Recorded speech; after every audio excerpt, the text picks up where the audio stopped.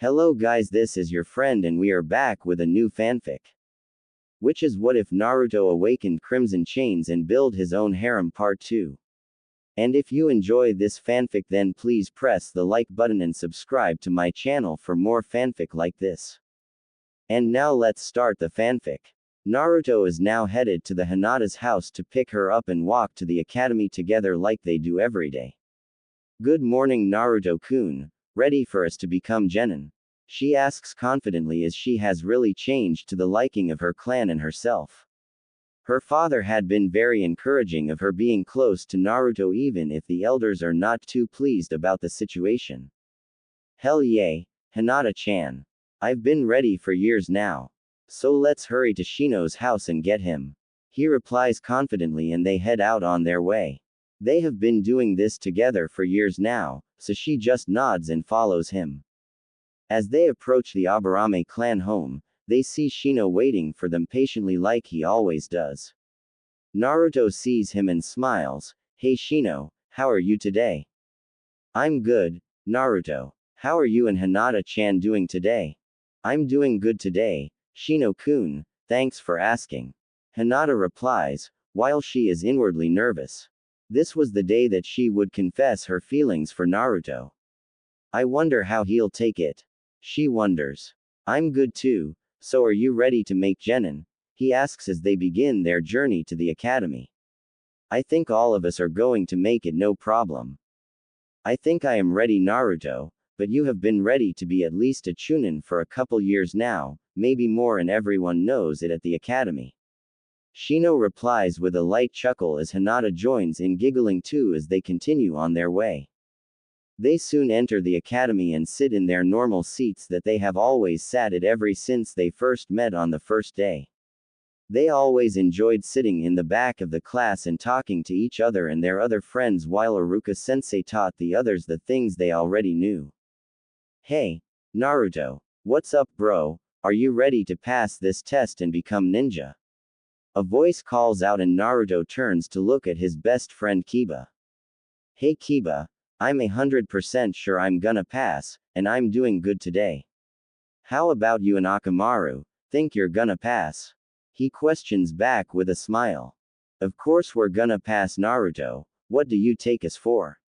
Kiba replies back with a laugh, which Naruto joins in on and Shino, Hinata, and him take their seats after wishing him luck. Troublesome, hey Naruto how's it going?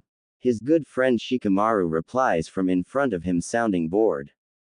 Hey Shika, I'm good how about you? So you gonna pass or just say it's too troublesome and give up? Is his humorous reply with a hint of sarcasm, meaning it to be a joke and not an insult.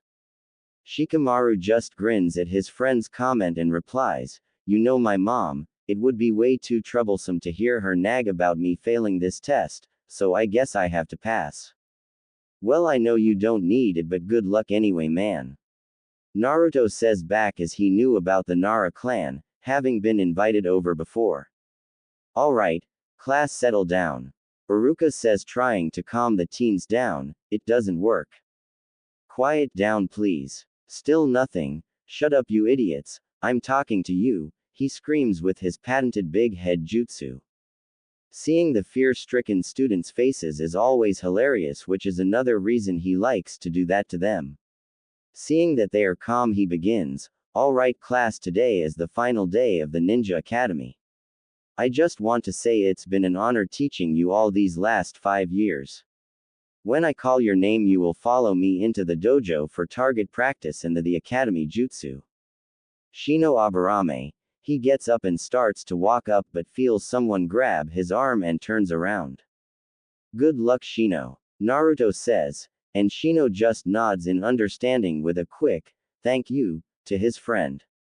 Shortly, later he comes out with a smile on his normally stoic face and goes to Naruto and gets congratulated.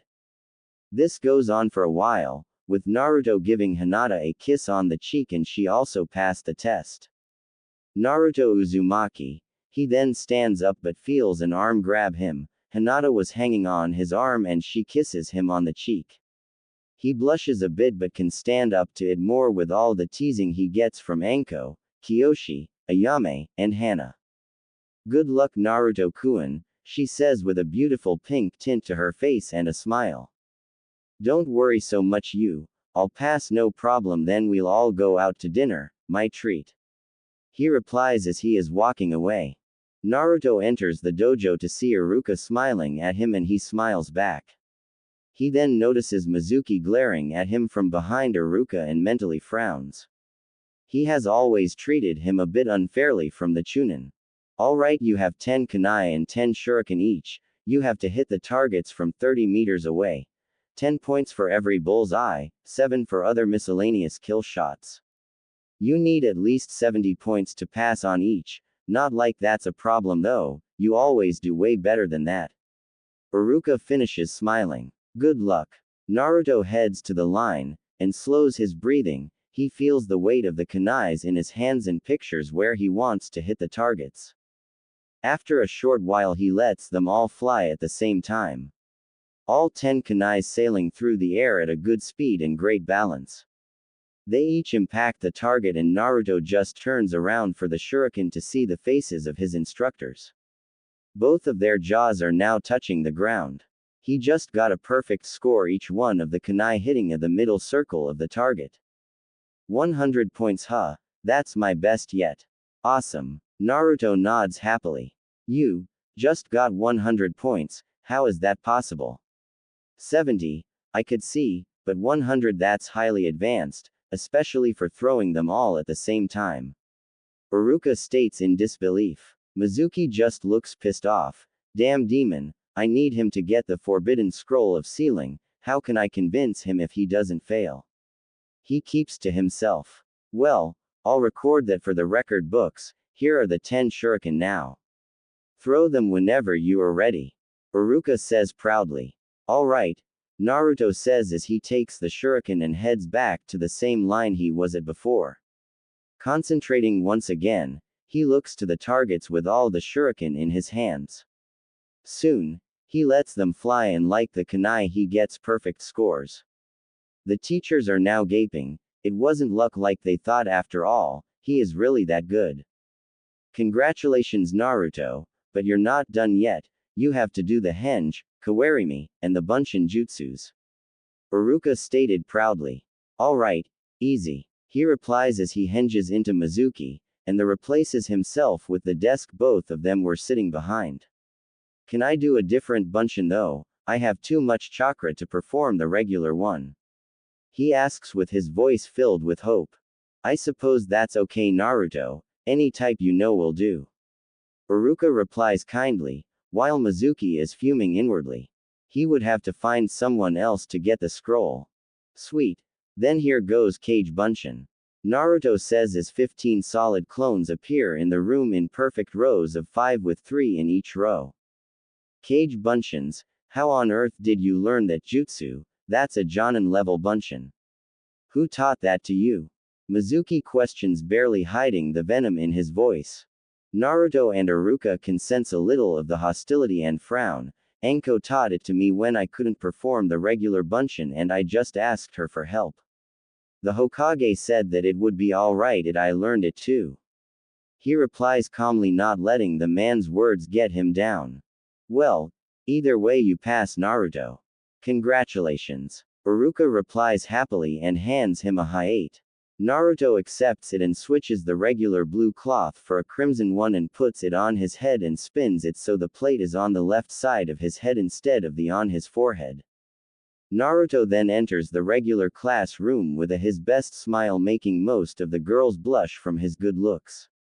He actually had many fangirls in the village instead of Sasuke because of how he acts all the time. He takes his seat in between his two best friends and they congratulate him on a job well done. Hey Naruto, how many points did you get on the target practice test? Hinata whispers while Shino listens in as they were both wondering how good he did on the test. I got 200 points. He whispers back like it's no big deal and grins both of their shocked faces. Team placements will be next week in this same spot around 8:30 a.m., so don't miss them for anything. Iruka states as the new genin leave the school as he watched them all leave while smiling happily. With the day at the academy done, Hinata, Shino, and Naruto head over to his favorite spot, Ikaraku's. Hey Ayame-chan, can the new ninja of the leaf get some service over here? Naruto asks playfully as he sits down. Ayame then looks at him and smiles while walking to the other side of the counter and hugging him tightly. This didn't seem to sit well with Hinata as she glared at her for a bit before letting it go, as she just hoped it was a brother and sister type bond. Ayame saw this and was a bit worried as she, Hana, and Anko were going to try and share him, but she was just a normal ramen girl and not a ninja. She felt like she would lose him to the others and didn't really want any more girls in their group. Congratulations Naruto-kun, you too Hinata-chan and Shino-kun, she said, shaking off her mountain of mixed feelings. Thanks, they all reply together while Naruto gives her a tight hug, making her blush a bit as she sees him blush too, giving her a lot of hope. Ayame then gets to work on their usual orders, seeing them eat there often made her remember them by heart. So, do you two know of anybody who didn't pass the test of our grade? Naruto asks. He had heard about the fangirls all failing.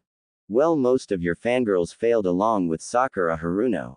Shino replies while somewhat happy that they will have less fangirls to deal with. Yay, that's all I heard too. Hinata adds in. Yeah, that's about all I heard too. Maybe if they would have trained harder they could have passed with us, but there's always next time. Shortly after, they get their food and start to eat while talking about everyday things. Suddenly Kiba with Akamaru, Choji, and Shikamaru all run into the stand wearing their new headbands in a hurry. Hey Naruto, you know that one girl, Sakura Haruno, right? She stole the forbidden scroll of sealing and the Hokage is ordering all ninja available to find her. Kiba says quickly while also trying to catch his breath. Well, catch your breath for a while, me, Shino, and Hinata will head out to search for her. I'll give you guys 5 minutes to catch your breath and then go the opposite way that we go. Stick together and don't try to scare her off too much, alright, Hinata, Shino, time to go. Naruto states in a serious voice, the voice of a true leader. All of his friends obey him without question and the group of 3, 2 boys and a girl head out, followed 5 minutes later by another group of 3, this one all guys. Alright you two, Hinata-chan, I need you to activate your Byakugan and search all around for Sakura. Shino, I need you to send your bugs out in all the directions we aren't currently going towards. I will also send out Cage Bunchins to search as well, understand? He says calmly while his 2 teammates just follow his orders with no hesitation. Something about the blonde just made you want to help him in any way you could. Hi. They both respond and get to their tasks. I will alert you if my bugs find anything, Shino says calmly. After spending around 15 minutes, Shino's bugs finally spot Sakura. Naruto, Sakura is about a mile to our east looking through the forbidden scroll. He says calmly. Alright, good job Shino, can you see her Hinata-chan? Naruto asks. Hi, but that's not all, it seems like Mizuki and Iruka-sensei are on their way towards her also. I estimate that Iruka will be there in 1 minute and Mizuki in 2. She says quickly while trying to catch her breath. Alright, we should be there in about 4.5 or 5 minutes if we hurry. Start channeling more chakra to your legs and let's go. However, he sees they are tired. Never mind you two, you should rest up and I'll go on ahead alone. What? But we want to help you, we aren't too tired. Hinata says, trying to convince him to stay. He's right Hinata-chan, we won't make it in time, with his stamina he will make it, plus there are 2 senseis there to help. He will be fine. Shino says, acting as the voice of reason even if he wants to go too. Seeing his point, she reluctantly agrees, alright you go ahead and we'll catch up later. The 2 friends then sit down and watch him disappear into the night. Be safe please Naruto-kun, Hinata thinks. Naruto soon makes it to see Mizuki up in a tree and Iruka against an old shack with kunai surrounding him and one deep into his left leg. Sakura, don't give him the scroll, he is trying to trick you to take it. Uruka yells out. Don't listen to him, Sakura. He is just trying to make it so you can't get Sasuke. He doesn't want you to find the man of your dreams. Mizuki says equally as loud as Uruka, and the worst part is Sakura is believing him. I'll get Sasuke-kun to love me no problem. Uruka-sensei must be jealous that I found true love and he didn't, she screeches dumbly, only with slight hesitation as she is really scared. She then starts walking over to the tree Mizuki is in and is about to throw the scroll up to him. Hey Sakura, I wouldn't give that scroll to him, he is a traitor to the village and you're just playing right into his hands. Naruto calmly states as he walks out into the open, getting everyone's attention on him. Haha, the demon, huh? I never thought I would see you here. Mizuki taunts him. You probably want the scroll for yourself, but first, tell me, do you know why people seem to hate you?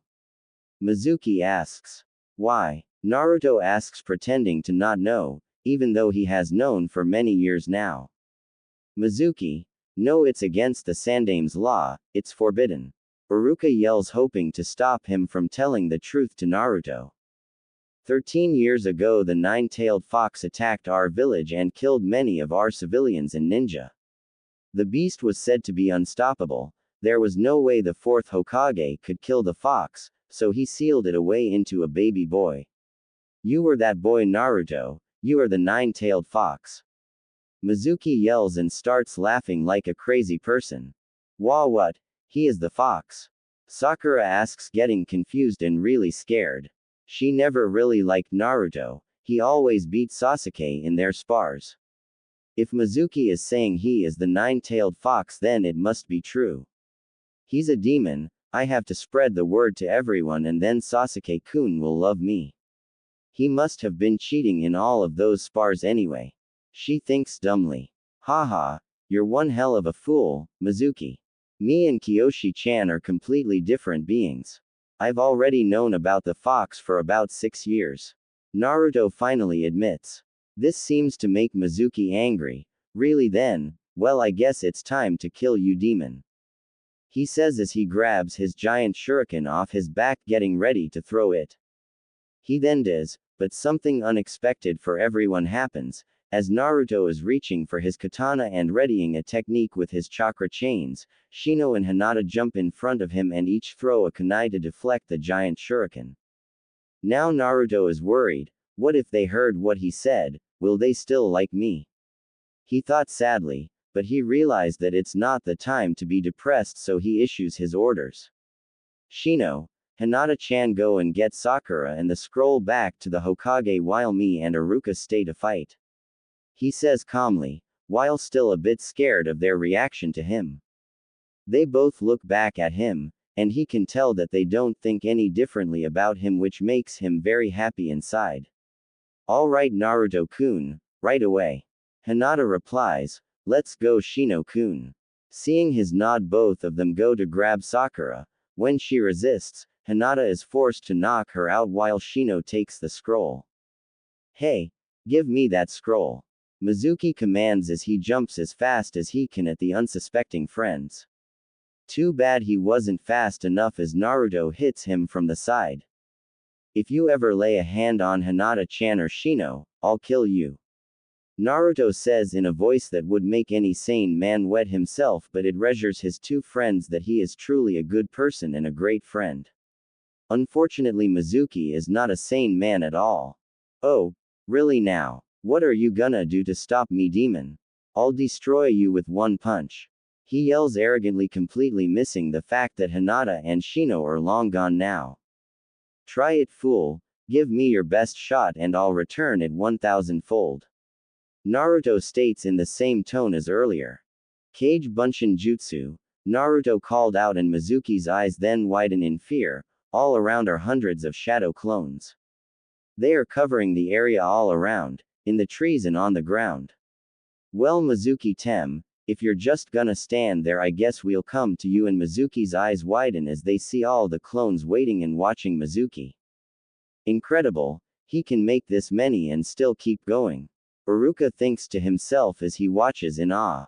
What the hell, this must be the demon's power at work. Mizuki thinks as he could only stare in fear and wait for the beating of a lifetime. He doesn't have to wait long as all the clones jump down on him and start punching and kicking away at him, leaving only a bruised body in the shape of Mizuki left on the ground. Hey, maybe I overdid it a little bit, Naruto says, scratching the back of his head after the massive beatdown. That was incredible, Naruto. Good thing you made it here when you did. I could have been much worse off if you didn't. Iruka says honestly. Come on, you can help take me to the hospital. I'm sure Hinata and Shino have already made it back to the Hokage and are fixing the problem. Once they make it to the hospital, Hiruzen is outside waiting for them with a couple of medics as he stares proudly at Naruto. I see you have made it back in one piece, Iruka-kun, he said to them happily. Iruka just smiles sheepishly as Naruto grins brightly. I did with Naruto's help, Hokage-sama. Without him, I surely would have died there, he said with gratitude while Naruto begins to blush a bit in embarrassment at their proud looks. Ah, yes, I had heard of the success. I'm proud of you, Naruto-kun, and I'm sure your clan and your parents would be proud as well, he said happily as the medics took Iruka away. I had also received the Hidden Villages scroll from Shino-kun and Hinata-chan, along with Sakura Haruno. What will happen to her anyway?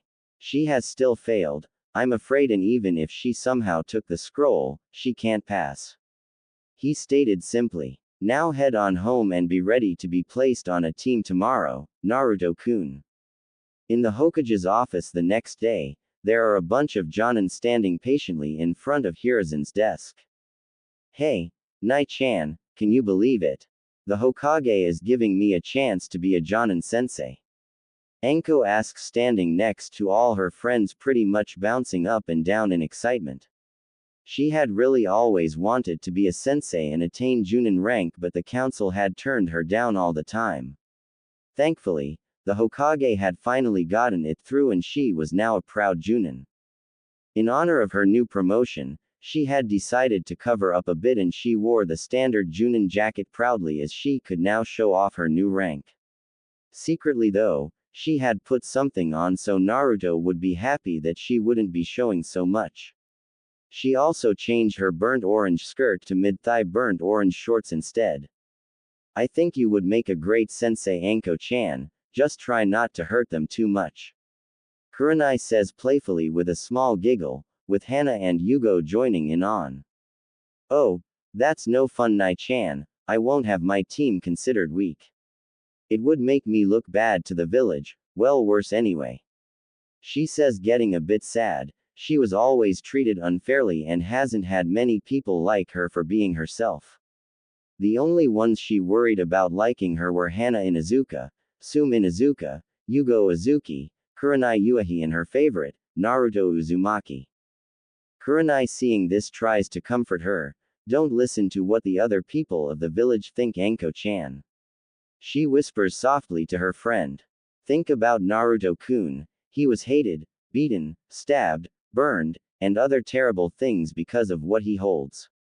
If he can deal with that, then I know you can deal with this. You're a strong woman after all, Anko-chan. Yay, Anko-chan, don't get so down, you know we all love you, Hana adds in, with Yugo nodding along with the other two women. Anko then starts to think and a smile comes to her face, not a sadistic creepy smile but a beautiful genuine smile. You're right, Nai-chan, if Naru-kun can handle it then I can too. I also love you three like family as well. Naruto had truly become her rock and is a great inspiration to her. Ever since they met, his never give up attitude no matter how hard things got motivated her and got her through the days. Without Naruto, she would have probably been depressed all the time and distance herself from everyone. Alright, let's being the assigning of the Jonin senseis. The elderly voice of the Sandaime Hokage calls out, shaking all the others in the room from their conversations and personal thoughts.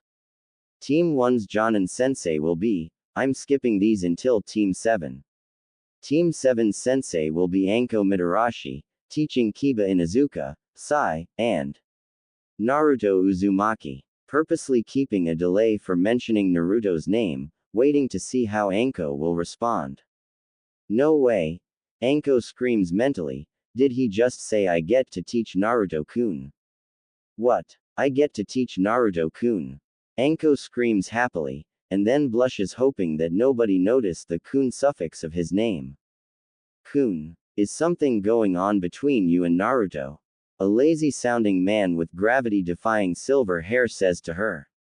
He wears his headband on a diagonal with it covering his left eye. He also has a black ninja mask covering his face up to the middle of his nose. Shut up, Kakashi. All the girls yell together, speaking in Anko's defense, making him even more sure that he is right. The increasing blush on her face helps too, not that he minded. He knew who Naruto was after all. This is the best thing to ever happen to me. Anko says, almost crying in joy, while her friends all smile happily that their close friend and sister in all but blood is happy. They of course knew that she was in love with the little hot blonde, just like Hana was.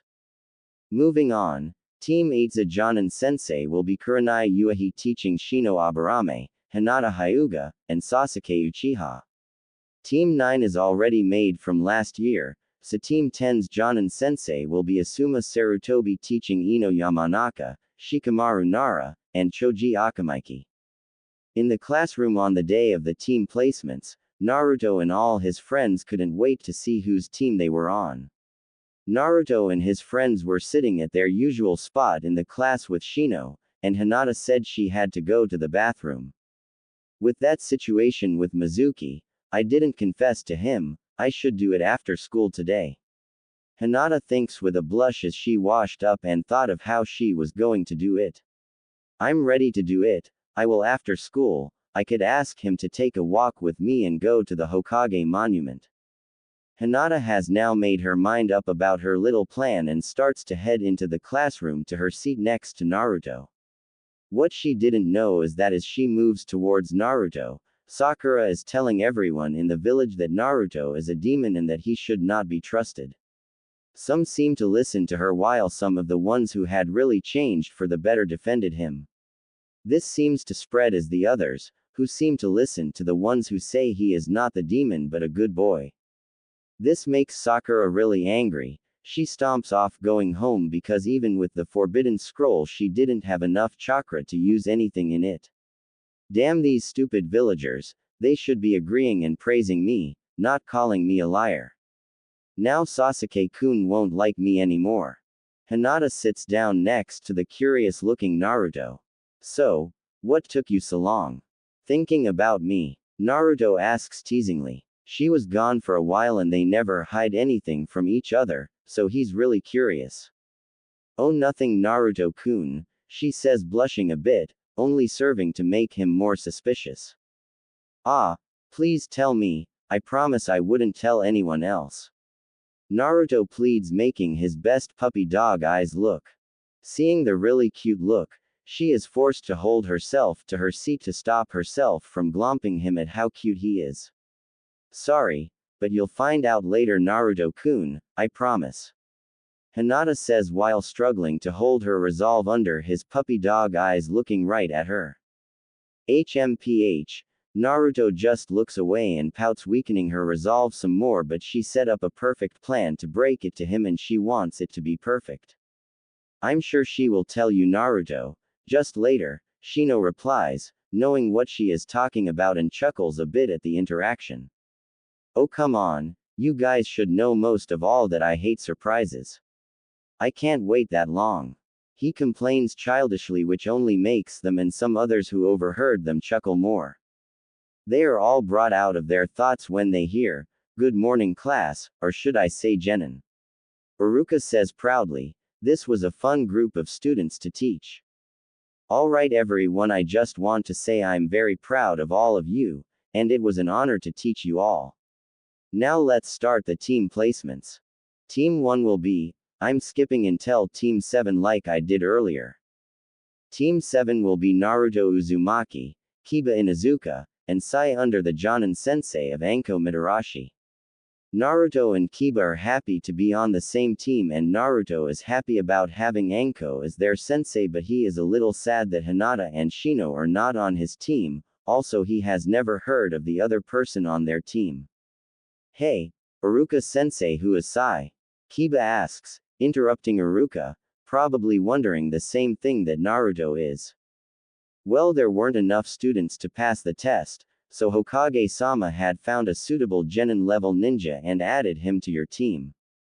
Oh, okay. Team 8 will be Shino Aburame, Hinata Hyuga, and Sasuke Uchiha under the Jonin-sensei Kurenai Uehi. Team 9 is already made, so Team 10 will be Ino Yamanaka, Choji Akamaiki, and Shikamaru Nara under the Jonin-sensei Asuma Sarutobi.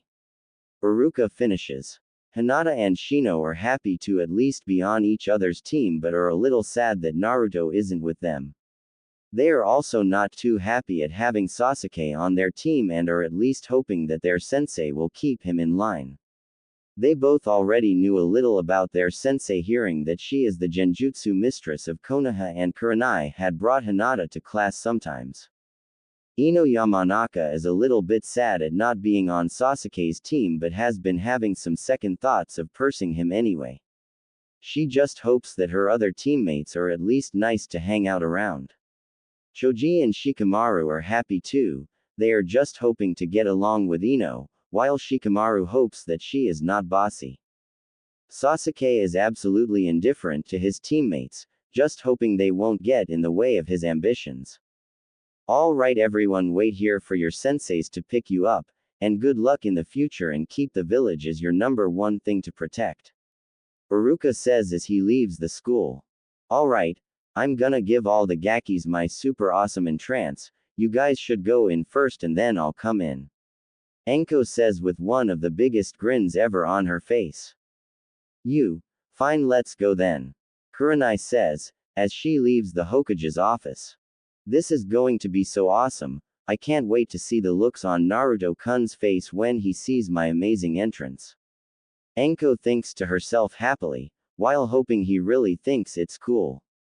As the students are all waiting, a new kid comes into the room. He is a deathly pale white, while wearing black ninja pants on, and he wears a short black jacket with red straps. Also on his back is a small backpack on.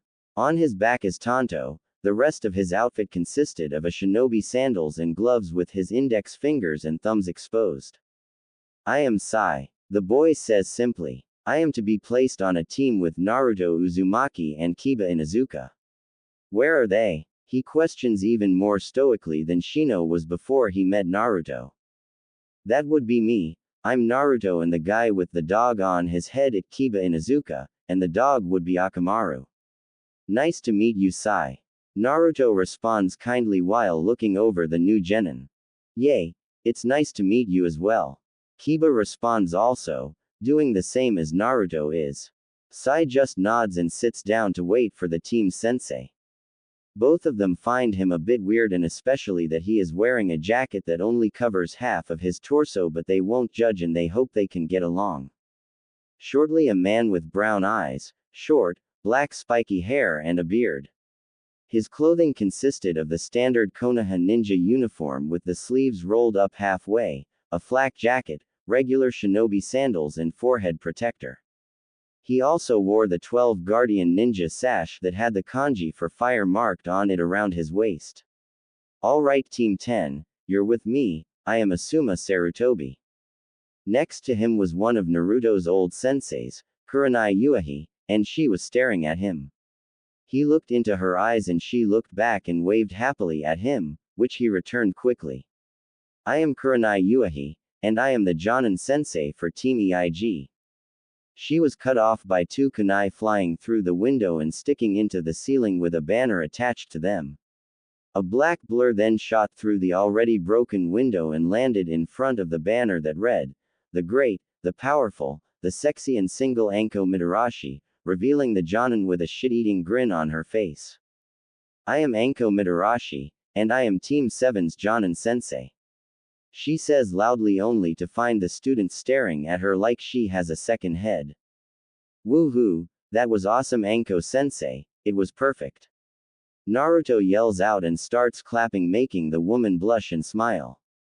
He was also happy that she had finally covered herself up more so that no other guys could see her.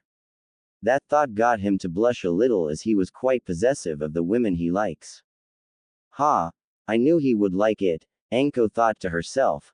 Thanks Gaki. Now gather the team and meet in front of training ground 44 in 30 minutes. She then jumps out the same window, leaving a somewhat fuming Kurenai because she was interrupted. As I was saying before, I am Kurenai Uehi and I am Team 8's Jonin Sensei. Come with me, she says while walking away, as Naruto and his teammates all jump out the broken window, but not before Hinata tells him to meet her later. Alright guys, we have about 5 more minutes to get there, let's speed up a bit. Naruto says while taking charge, and both comply with little thought. Strange, I already feel at ease in his presence. Sai thinks to himself. Danzo is his master. Sai is from Danzo's root program and is supposed to only do what Danzo commands. However, Naruto's orders remind him of his lost brother Shin. His voice doesn't have any type of fear laced into his words to force me to follow, strange indeed. He finishes his thoughts as they make it to where Anko told them to. Not bad, the Gakis made it in time, not too surprising with Naruto on this team. He is almost Jonin level already. Anko says mentally. Well, good work getting here, we will introduce ourselves and then be done for the day, you guys will have a test tomorrow after all. She says with a grin that makes them all shiver. I'll go first, I am Anko Mitarashi. I like my friends Kurenai-chan, Hana-chan, and Yugo-chan, and Sum-chan. I also love to eat dango and drink sake. I dislike perverts, rapists, traitors, child beaters, and anyone who judges people before even knowing them. My dream is to one day settle down with someone I love and have a big family. I'll go next then. My name is Naruto Uzumaki. I like foxes, ramen, my friends, the village, kenjutsu, fuinjutsu, and training. I dislike child beaters, rapists, and people who threaten my friends in my village. My dream is to be a legendary ninja, know all over the world when I grow up. I also want to rebuild my clan and have a nice family with the ones I love. Naruto finishes determinedly, getting smiles from Anko and Kiba, while Sai seems a bit conflicted. Alright, name's Kiba Inuzuka. I like my friends, dogs, my companion Akamaru, and training. I dislike people who hurt animals, and people who screech and are too loud, it hurts my ears. I also dislike traitors and people who threaten my friends and village. My dream is to be the best Inuzuka clan head and to have a family. Kiba responds. My name is Sai, I don't really know what I like and I don't dislike anything.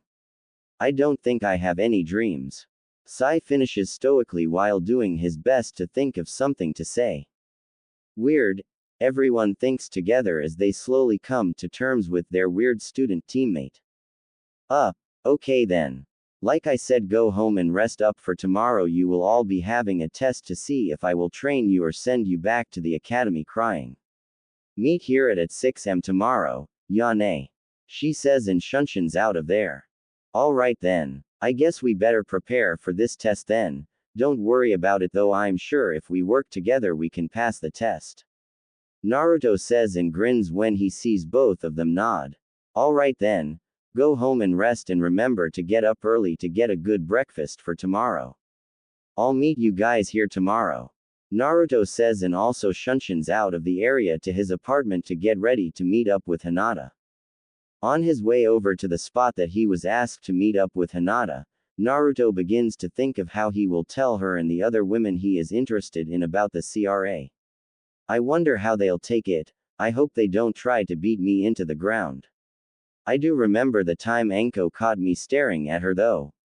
He wasn't hit or anything, just tortured with her teasing. I wonder which I could stand more, beatings or Anko's teasing. He ponders seriously on his journey. In the distance he hears his name and looks to his beautiful friend coming towards him. I thought we could talk a walk, the two of us, we will be much busier now that we are ninjas, so let's have some fun. Hinata says, and then they begin their walk towards the Hokage monument. As they approach it, Naruto gets nervous, choosing to start his explanation of the CRA, Hinata. He says, getting her attention. I have something to say and something to ask.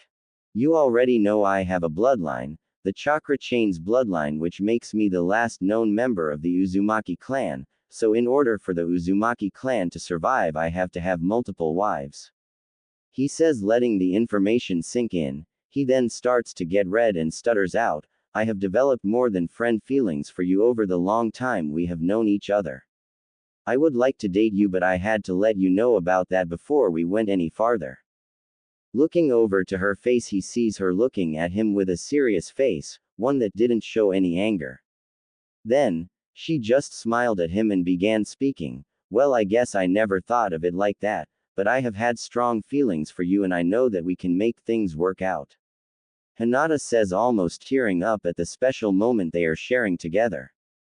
There's a little more I have to tell you. He says as he hugs her, hoping that she really understands what he has to do. He really does love her and he could imagine himself with her forever. I am required to have at least 5 to 7 wives in the future. I hope that you can still be with me, and I hope you can accept the others that I may come to love as well. I love you too much. He says as he tightens his grip on her. She isn't too surprised at what was said, as she was taught about how clans work and knew that he was the last of his. She also knows he will treat any woman that he comes to love equally. Okay, Naruto-kun, I can accept that as long as you treat us all as equals. I love you too. She says and quickly and passionately kisses him on the lips. After that they sit on the fort's head and watch the sunset and have a good conversation. Both of them leave the mountain as happy as they could possibly get and head home for the night. The next morning Naruto wakes up with a huge smile on his face, having remembered what happened yesterday. Oh, I better see Kyoshi-chan too. He says and enters his mindscape. He begins searching for her and sees her sleeping in a hammock in the forest. He gently creeps up to her and sees how cute she looks while sleeping and almost decided to let her sleep, but he kisses her on the lips anyway. She begins to open her eyes and kisses him back. I could wake up this way every day. She says suggestively with a genuine smile on her face. What's up, Naruto-kun? She asks curiously as she can tell he looks a bit nervous. I have talked to Hinata-chan and she has agreed to try and work things out, so I have come to you to tell you that I love you and I would like it if you could also work with us to become a happy family. He says, shocking her, but she lets a few tears drop from her beautiful face and hugs him tightly. Do you even have to ask? Of course I'll be with you. Forever. She answers with as much conviction as she can muster, making him smile happily. Great. Is all he says before kissing her again. I couldn't imagine a world without having you right next to me in it, Kyoshi-chan. I wouldn't be able to go on at all if I didn't have you to be there for me. He said honestly while Kyoshi cries at his loving words to her. Sorry, but I have to go now and get ready for my test in an hour. I will see you later, Kyoshi-chan. I couldn't live without you either, and I know you will treat everyone the same, so I can agree to let you have others, but not too many. Bye bye, Naruto-kun, she replies happily while making sure he understood not to have too many women. This is the best day in all my years of life. The next morning Naruto heads to the training ground that the team was supposed to meet at and is alone, being a couple minutes early. With his enhanced hearing he hears something flying towards him. With his eyes widened he moves his head out of the way. Not bad, Naru-kun. His sensei and hopefully girlfriend later, Anko calls out. Although I'm not really surprised you're Jonin level with all the training Nai-chan, Yu-chan, Sum-chan, and I gave you all those years ago. Not to mention the training you did on your own during the academy. She says while grinning wildly. Can't you ever just say hello? He asks with some fake irritation but then smiles with her. Anyway, looks like the team is all here now. He says, and just when he does, Sai and Kiba appear at his sides. HMPH. Yay yay, well it looks like you would make a good team captain, Naruto. What do you think, Sai, Kiba? Anko asks, as she knows that he is the strongest and that Kiba would already follow his orders. I would follow him anytime and any place. Kiba says while grinning with Akamaru barking in agreement. What do you think, Sai? Naruto Taicho has a nice ring to it. Sai seems to really think about this for a minute. I will agree with your judgment, Kiba. I will help you out, Naruto Taicho. He says calmly and with honesty. He knew that he shouldn't, but Danzo has always been harsh on him and the others en route, taking their emotions away and making them mindless drones. Sai, however, was lucky to not have been too far gone, and he didn't completely turn into the darkness to be able to have a shot at some amount of normalcy. He would much rather prefer to follow his brother Shin's ideals, that he sees in Naruto.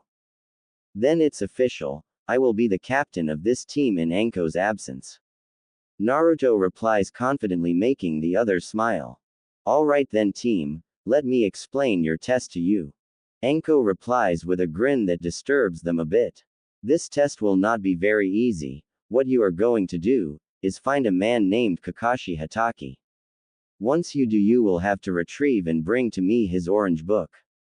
Is that understood? Anko asks seriously. You will have until the end of today to achieve it. If you do it quickly, we will do our first mission. Now get to it. Then she shuns away, not giving them any other help with the test. She wanted to give them a hard test after all. Alright team, first off, do any of you know a Kakashi Hatake? Naruto asks as he takes charge of the situation, seeing that they named him captain. He is called the copycat ninja of Konoha, said to have copied over 1,000 jutsu. He has silver gravity-defying hair. He wears his headband on a diagonal with it covering his left eye. He also has a black ninja mask covering his face up to the middle of his nose. He possesses a Sharingan in the eye socket he covers, but I don't know how he got it. Sai informs them, having to know all the high-level shinobi of their village and the others. He didn't think that he should have said all the information, but Danzo said to help in any way he could, and he didn't mind helping the blonde for some reason. Good work, Sai. Any idea of where we could find him or how attached he is to this book of his? Naruto replies kindly to his new teammate. At first he really seemed weird, but with that help, he would give him a chance. Sai got a bit conflicted at Naruto's praise as he hadn't had much of it at all, but he quickly shook it off. It is said that he always has that book with him, so he is probably very attached to it. As to where he would be, I don't know. Alright, do you know about him at all, Kiba? Naruto questions his other teammate. No idea, Naruto Taicho, sorry. Don't worry about it, let's just head back to the village. We can then question people for information, as he seems to be a pretty famous guy, and it's all we can really do for now, so let's get to it. Naruto commands calmly but not forcefully. Hi Taicho, and they all get on their way. The team is now searching for this man named Kakashi Hatake throughout the village. They decided together that they should never split up to cover more ground. Naruto left a wireless headset with each of them so he would be informed if they found something, and vice versa. He also made clones and hanged them into random civilians and began asking around. He then suddenly thought that he could just ask the Hokage about Kakashi and went on his way there, hoping that the old man would give him something good. He immediately sets out there and gets there in only about 10 minutes, which is impressive with him starting at the other side of the village. Once entering his office, he greets his secretary friend, and he decided to not give away too much information as he didn't think he would get help if the old man knew it was his test. He looks up to see the old man sitting behind the desk like he usually is and asks, "Hey Gigi, I had heard some rumors about a guy named Kakashi Hatake. I heard he was a really good nin at ninjutsu, and I was wondering if he could show me a thing or two." He asked, trying to sound convincing, which he did with all of the things he went through in life. Kakashi, you say? I could probably point you to several locations in the village, he says, while not seeing that question as being strange, knowing their sensei. He had already had an idea of her test and he decided to help out. He then gets a map out and points to 3 places that he knows Kakashi likes to visit. Alright, thanks old man.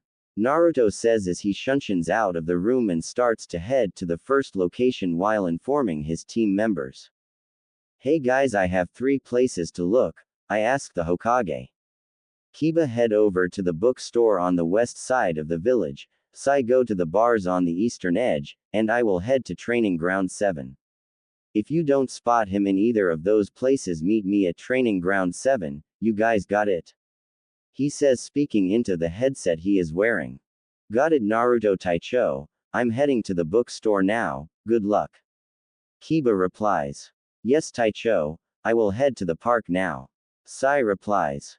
Good luck team. Naruto says as he gets to the location of Training Ground 7. Nearing Training Ground 7, Naruto goes into stealth mode. He jumps to the trees and suppresses his chakra so he is not discovered.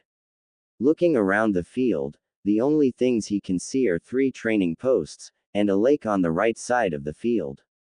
I don't really see anything, but maybe I haven't checked enough yet, he thinks to himself. As he is restarting his search, Kiba and Said both are having similar results in their searches. They decide that they will look around for about 5 more minutes and head to Training Ground 7 and regroup with Naruto. Back with Naruto, it has now been about 3 more minutes and still nothing until out of the corner of his eye, he sees a man. He can only see his back, but he had the same type of hair that Cyan described to him. This could be him, let's check it out. He moves to a better location as quietly as he could and saw the same diagonal headband and mask from the description. He was just standing in front of some kind of stone with his hands in his pockets looking depressed. Hey, guys, I got eyes on the man matching our target's information. He is at the training grounds, start heading here. I don't know when he will be leaving, so really run to get here. What we're gonna do is have both of you attack him from the east and west while I jump in and attack him from behind, you guys understand the plan? He says quietly so he doesn't give off his position behind Kakashi, who is really lost in thought. I got it loud and clear. Let's do this, Kiba says with his normal enthusiasm. Understood Taicho. Sai responds after him while thinking that the plan is a really good one. Good. How much time will it take you guys to get here? Their captain asks again. 5 minutes tops. Kiba replies. I'll be there in 2. Sai responds.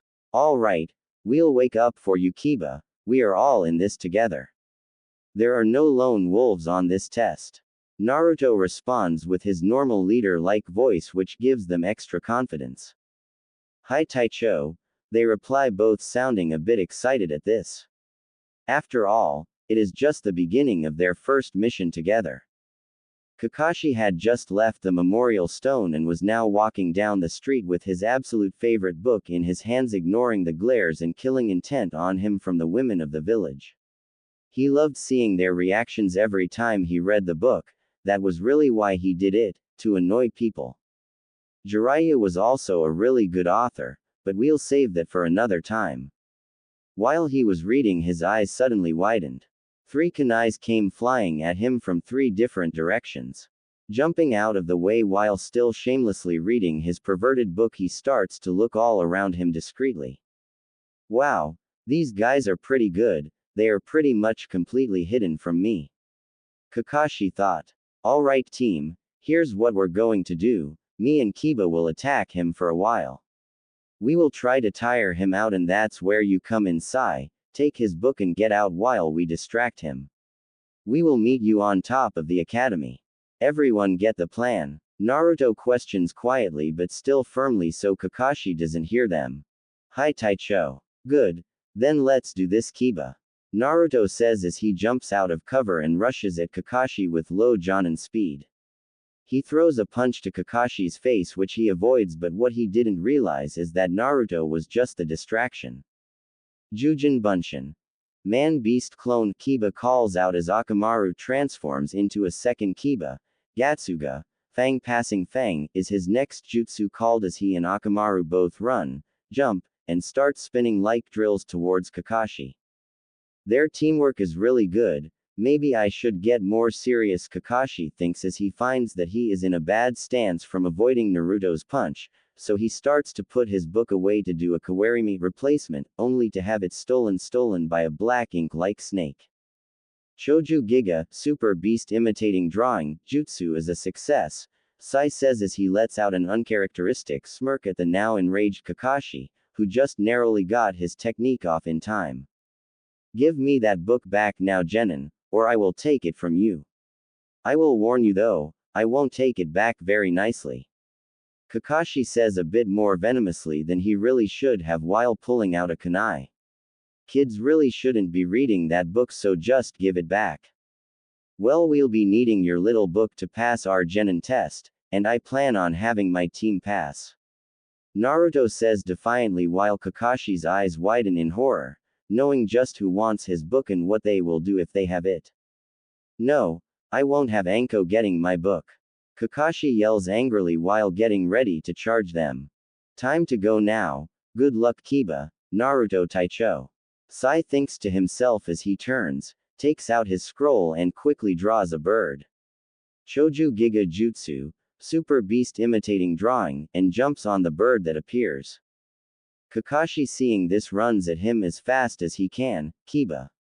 Smoke bombs now. Naruto commands and his order is followed instantly. Naruto then pulls out his katana, and runs to catch up to where Kakashi was last seen before the smoke appeared. Using his slightly enhanced sense of hearing, he easily found him. A loud clang was heard and after a short time the smoke dissipated, showing Naruto with his katana against Kakashi's kunai. Kiba, let's regroup with Sai at the meeting spot now. Naruto says as he pushes off from Kakashi's kunai and regroups with Kiba as they both start running away. Kakashi of course follows them so they don't get away and he quickly grabs both of them. Sorry, but I will need the location of the meeting spot where Sai is headed to before I let you both go. Kakashi says shakily as he really tries to control his anger, while releasing a small amount of killing intent on them, not really affecting them due to training together as kids, and they trained really hard. They only look at each other and start to chuckle. Oh Kakashi, if only you could see that you don't have us at all, Naruto says as Kiba, Akamaru, and him all disappear in a puff of smoke. What? How did they get away? Kakashi asks himself as he begins to review the short skirmish that just took place. Just when Kiba had thrown the smoke bombs, Naruto had made 3 cage buncheons. One for him, Kiba, and Akamaru. As the Naruto clone and Kiba and Akamaru clones were blocking Kakashi's path to Sai, the originals were already running away. Smart. By making clones with them running away, he made sure that I followed the wrong path, which made the originals all get a clean getaway. Anko's team will go far if Naruto will be leading them. But for now I have to get my book back as soon as I can. Kakashi thought while being both impressed with their skill and angry that they stole his book. He was also torn as he did want them to pass, but he also loved his precious book too. The team is now seen grinning and panting at the same time at their meeting place on top of the academy. Great job team, that was perfect execution, we couldn't have done better. Naruto confesses happily, making Kiba smile and Akamaru bark happily. Yay, it was, but we couldn't have pulled it off without you leading us, Naruto. You're definitely the right choice as our captain. Kiba says confidently. That was a good plan, so I am in agreement. You make a good captain, Naruto Taicho. Sai replies with an almost barely noticeable twitch in his lips. Not quite a smile, but it was a smile for him, which was good enough for the others. Come on guys, we all played our part and I'm proud to be leader of you too. Naruto replies while scratching the back of his head sheepishly. Let's just return to Anko-sensei, I can't wait to see the look on her face. He says and they all take off quickly, all thinking the same thing, even Sai. This is gonna be good. It was around 3 in the afternoon and Anko was waiting in her favorite place in the village, the dango stand. Well, one of her favorite places in the village, at least, her first favorite place being the Forest of Death. I wonder how Naruto is doing. Anko questions with a tint of pink on her cheeks. I don't know, but I bet he is getting sweaty, he's probably glistening in the sunlight. She thought shamelessly, as she had definitely admired his body before and she saw others do it too. That annoyed her though, only her and the other girls she approved of would have him. Just then she smiled widely, seeing the person she had on her mind enter through the entrance of the stand with the other two teammates at his sides, all of them smirking. Well, you guys are back pretty early. Do you have it? Anko asked, and her grin widened seeing the increasing smirks on their faces. Sai then takes out the orange book out of his backpack and hands it to her. Great job, team. This is impressive, as I meant to make this test really hard on you guys. I won't be having a weak team after all. I'm going to make you all legendary someday. It will make me look good. She says with a triumphant grin. You already look amazing, Anko-chan. Naruto whispers in her ear, making her blush a pretty heavy red. Gotcha, Anko-chan. Naruto thought happily to himself that he can affect her that way. Wow, I never would have thought that was coming, but I definitely like it. Anko thought to herself as she truly liked their interaction. Well, let's do our first mission since you guys finished early today. She says as she recovers, and she takes Kakashi's book and throws it in the air and shoots a fire jutsu at it, burning it instantly. Ha! I found you, now give me back my book and nobody gets hurt, Kakashi yells, appearing out of nowhere just a second too late. Sorry, Kakashi, but that book is toast. I suggest you don't read them in public anymore. Anko says with a sadistic grin as she watches him fall to his knees. No, Kakashi screams and starts to cry, making the others just shake their heads in shame. It had been roughly 2 weeks since the team got together and passed their genin test. They have done around 15 D-rank missions, or should they say chores. There was one mission though, catching Tora the cat. That was the most annoying chore, even though they got the record for the fastest time finding it, and it seemed to like Naruto for some reason. Man, these are chores any normal person can do, so why are we doing them? Kiba complains, speaking the same thought on everyone's mind, as right now they are on their way for another one. I agree with Kiba on this, these are not genin-worthy missions. The only hard thing we do is the torture that Sensei calls training. Sai says as even he shudders at her torture. I'm not that bad, am I? Anko questions playfully to her genin team. Well, a little maybe, but I love all the jutsus you taught me, they are amazing. Naruto says with a grin. Plus, we're getting faster and stronger and stealthier at an insane rate with all the weights we're wearing. I couldn't have asked for a better sensei than you, Anko. Naruto says honestly. The snake woman smiles brightly at the praise he gives her. Thanks, Naruto, that means a lot to me. I actually like teaching you guys and I can't wait till you make a name for yourselves. They then enter the Hokage's office and wait for their tortuous chores for the day. That is, until their sensei decides to help them out, feeling really happy that her training is being effective for them. Hello, Team Naruto, are you ready for your D rank for today? The Hokage asks calmly, while he is inwardly cracking up at their despaired looks they send him. Hello, Hokage-sama, I think my team is ready for their first C-rank mission today.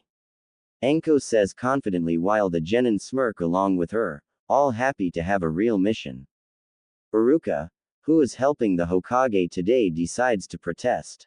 But they are a fresh genin team, Anko-san, there is no way they are ready for a C-rank mission yet. He speaks louder than he would have liked and paled a bit when he realized who he just spoke to. Anko, starting to get mad at his comment, decides to do the thing she would normally do and let everyone know what was on her mind. What gives you the right to judge my team for me? I'm their sensei now, not you, and I sure as hell know they are much stronger than any fresh genin team in this village.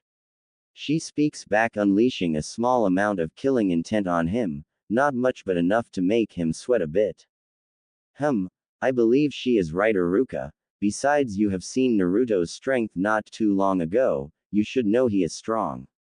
Alright, I have a C rank for you, come in, calls out. the Hokage says.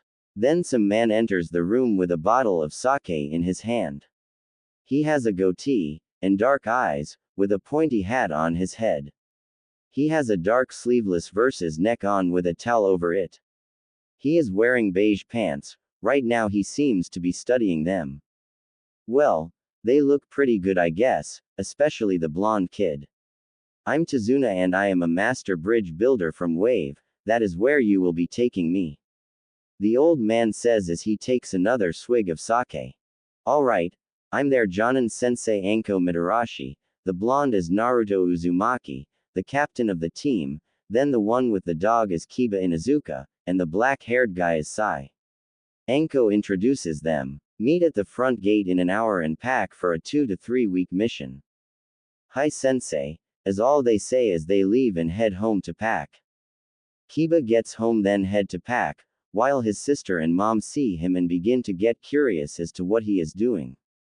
Hey Runt, got a mission? Hannah asks her little brother. Grumbling a bit he looks at his mom and sister and replies, Hi, AC rank to Wave Country.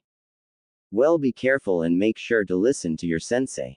His mother tells him knowing he can be a little reckless and she worries about him, even if she is a bit rough. Hi Ka-san, I will listen to Anko sensei and Naruto Taicho. He responds surprising them at calling Naruto a captain. Captain Naruto how did Naruto-kun get Kiba to listen to him? Hannah ponders to herself as she found it difficult to control her little brother.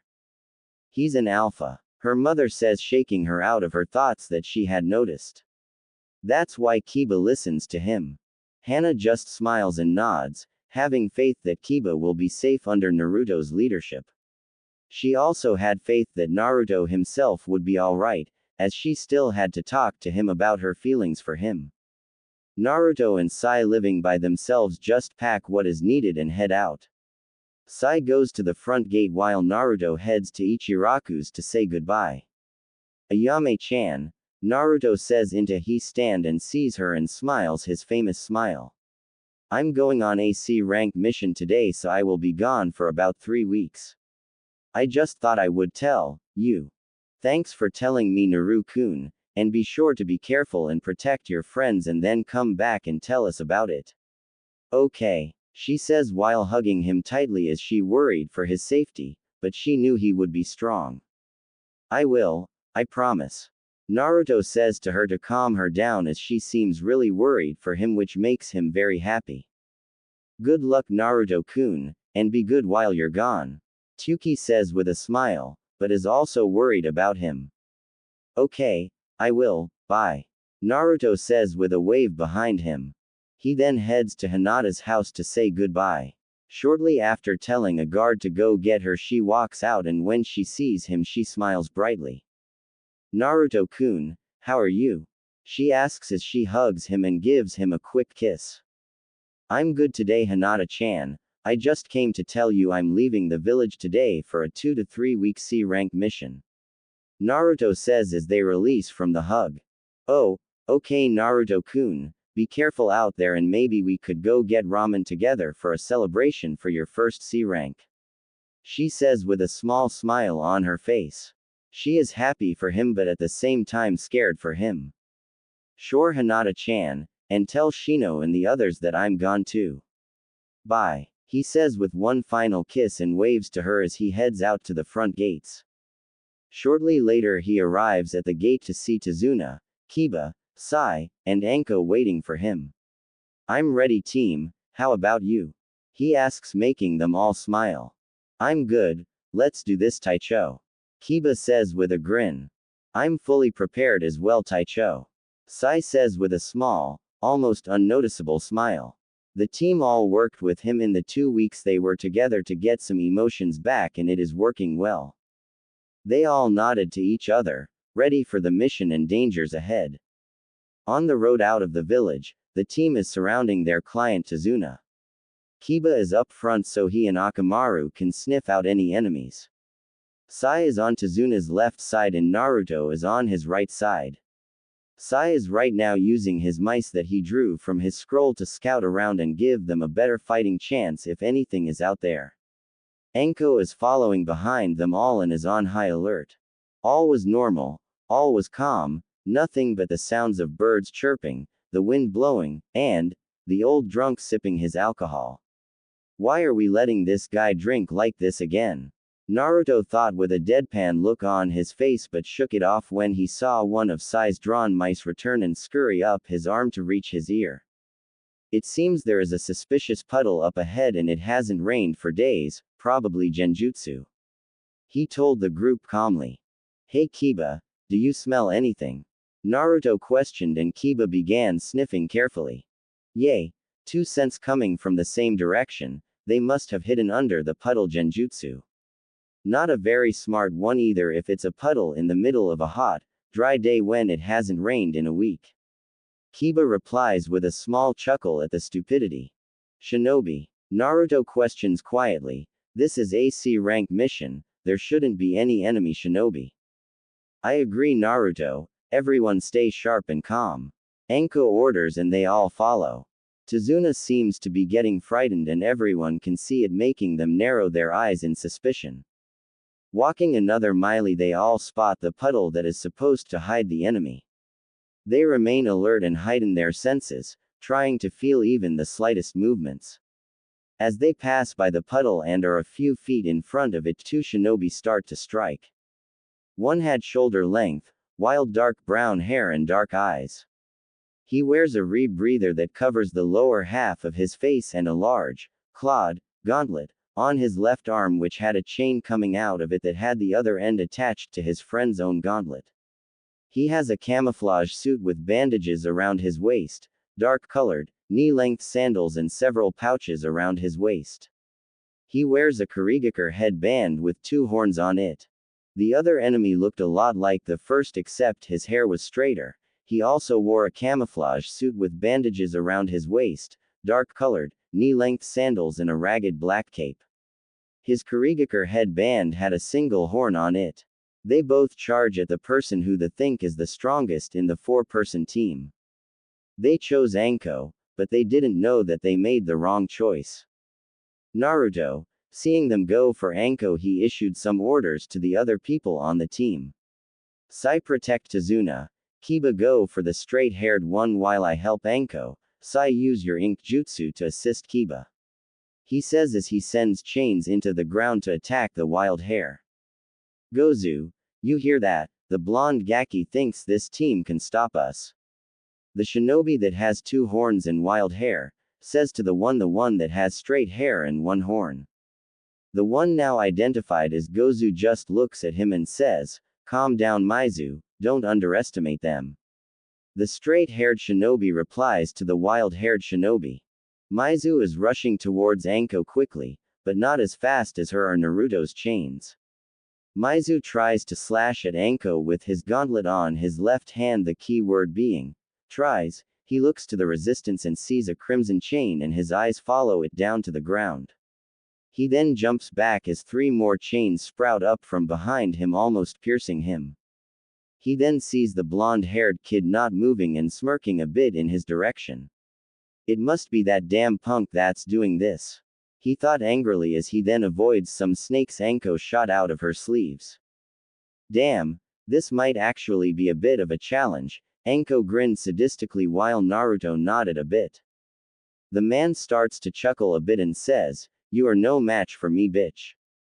Big mistake. What did you say, you lousy excuse for a ninja? Naruto says eerily, while lowering his gravity seals but keeping his weights on. That was a stupid thing to say, now I might just have to hurt you.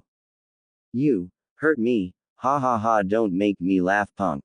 Maizu laughed crazily. Too bad it cost him.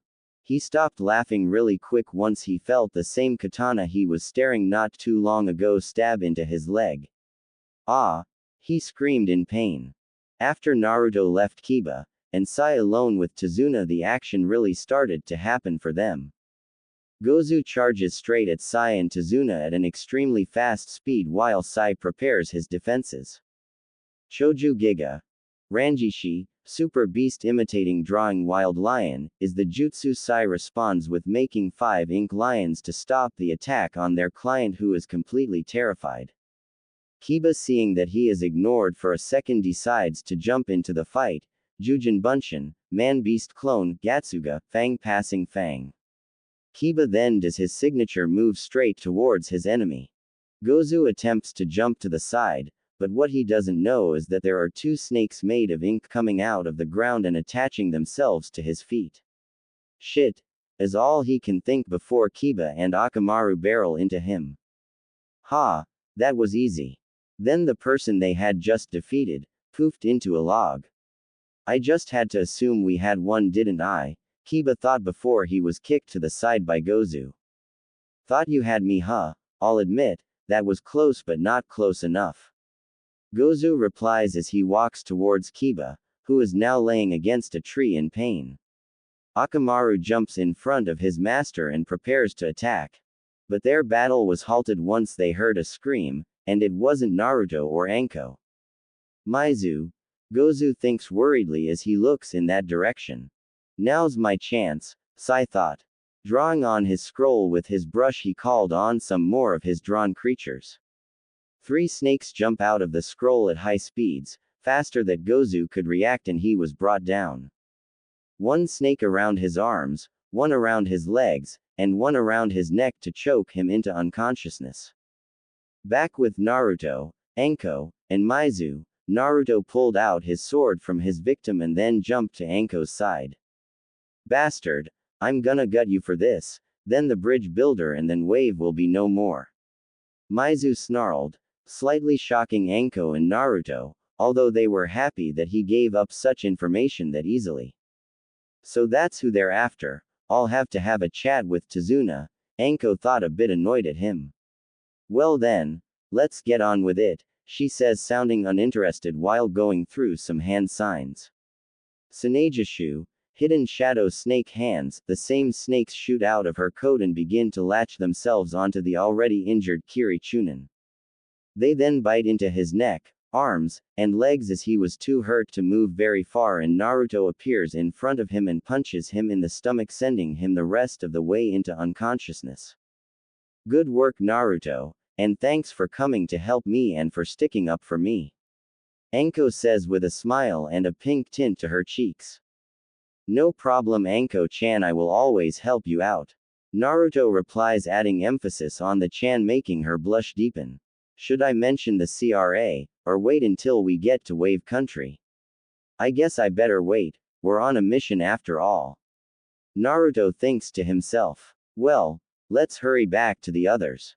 He says as he starts walking away. God, I think I love the blonde Gaki. He can make me blush so easily, and he really cares about me. He's nothing like the other guys who just want me to say they've had me.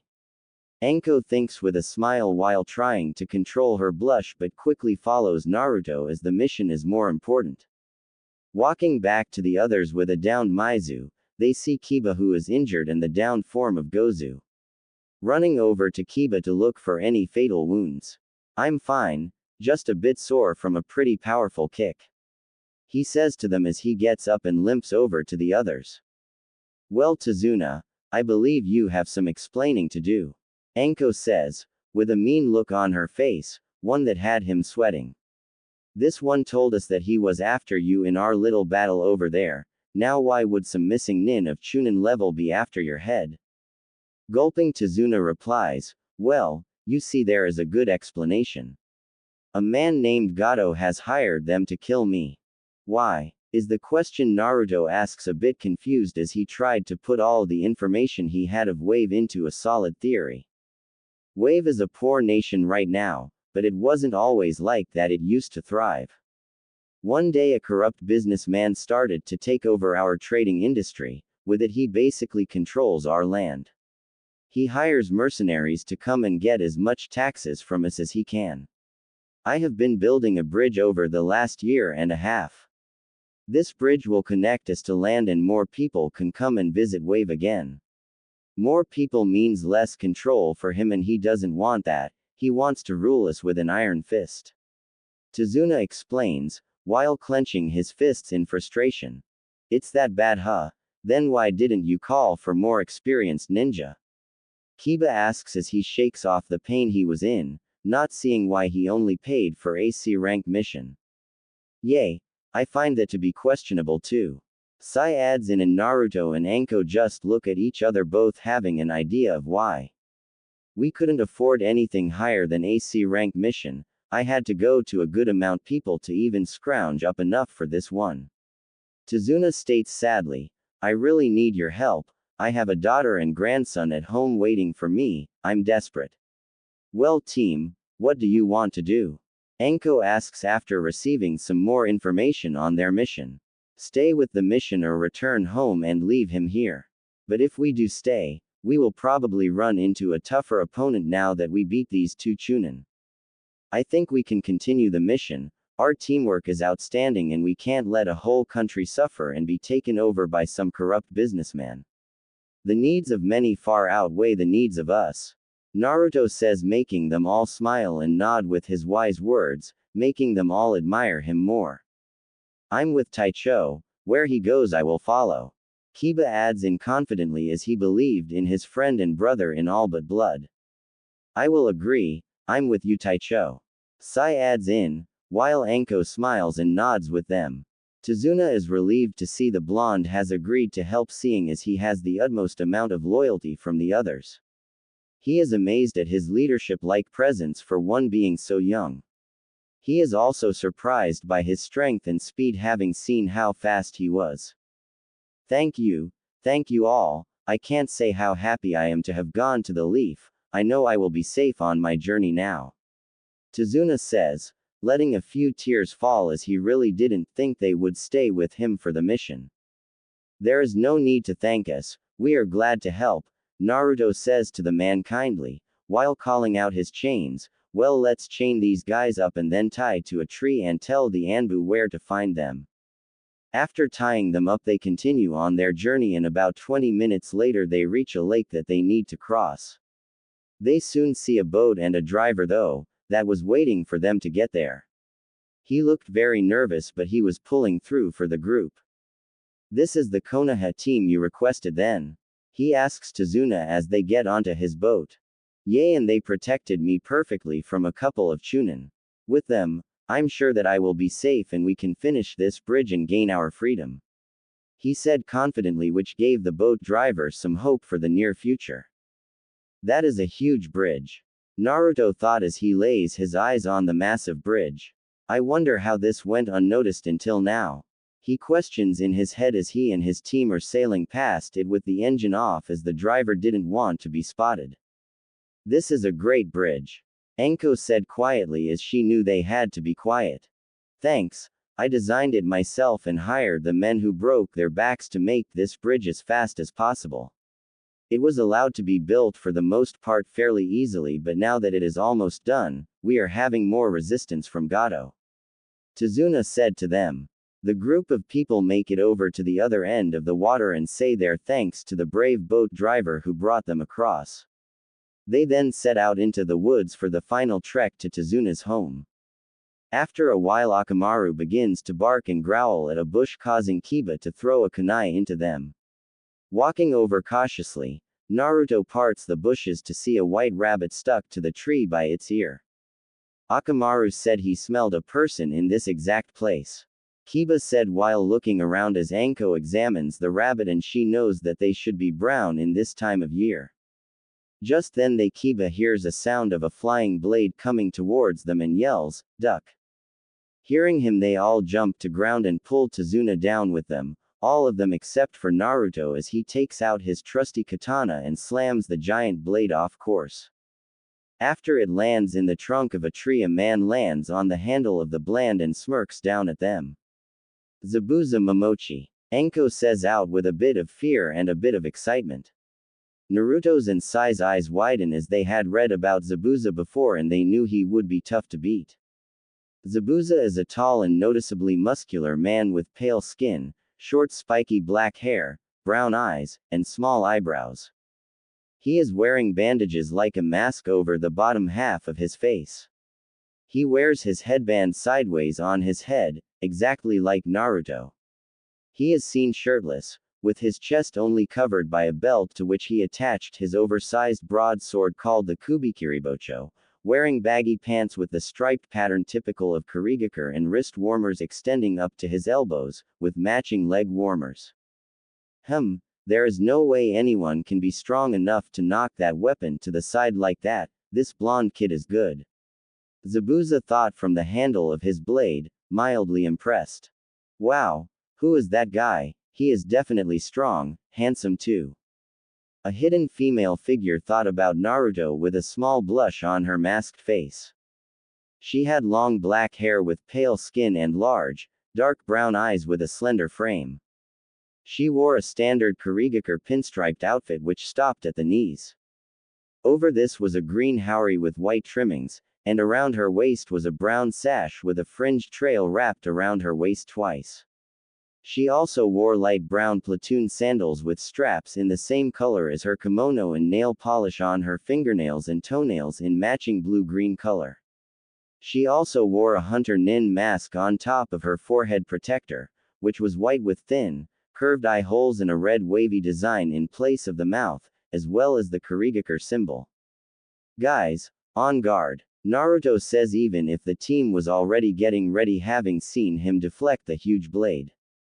That was awesome, man, Kiba said in awe before becoming more serious. Damn kid, I didn't expect anyone to be able to deflect my blade like that. What's your name? Zabuza asks calmly, not that worried about the little brat. I'm Naruto Uzumaki, he states simply but smirks in pride at the man's eyes widening. What are you doing here? Naruto asks the demon of the mist. I'm here for the old man. If you give him up, I won't have to kill one of the last known Uzumakis. He replies menacingly. Team, protect the bridge builder. Anko says as she gets in a fighting stance. I'll play with our little friend here. Really? I don't think I know that much about you. Zabuza replies as he looks to her. I hope you give me a good fight though. He says as he pulls his blade from the tree and jumps about 15 feet away from the team and onto a river that is ahead of them. Zabuza then does a strange hand sign and says, Kurigakure no Jutsu, hiding in mist technique. Shit. Guys stay together, and at all costs protect Tazuna. Naruto says as he knows this is a dangerous technique, having read about all high-level missing nin. Then Anko and Zabuza start releasing killing intent at high levels and Kiba is having a bit of a hard time breathing, Tazuna too. This is ridiculous, how can sensei stand this? I think I'd rather kill myself. He thinks as he takes out a kunai. Stay calm Kiba, I'm right next to you and we will not die here. I will protect you with everything I have, that goes for you too Tazuna. Naruto says with full confidence to the two of them. Hearing this Kiba and Tazuna both feel better and have their confidence back, thanks Naruto Taicho, I needed that. No problem, we are teammates after all, now let's just stay focused and we will make it out of this alive. Naruto replies back quietly. Yep, I made a great choice going to the Leaf Village.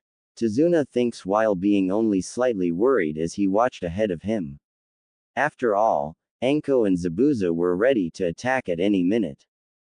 Zabuza begins speaking through the mist to intimidate them and he says, 8 places, liver, lungs, spine, clavicle vein, neck vein, brain, heart, and kidneys, which one should I go after? Hearing this through the mist in that menacing tone didn't help the team or Tazuna at all. But Naruto's words from before had kept them calm and they were confident in their secondary leader. Anko should be able to handle this, but just in case Naruto Taicho could back her up. We will make it out of this fine, I just need to do as I'm told. Kiba thought while getting into their formation in front of Tazuna. Naruto then sprouted out 2 chains from each of his shoulder in front of Tazuna so he could react more quickly and deflect any incoming blows.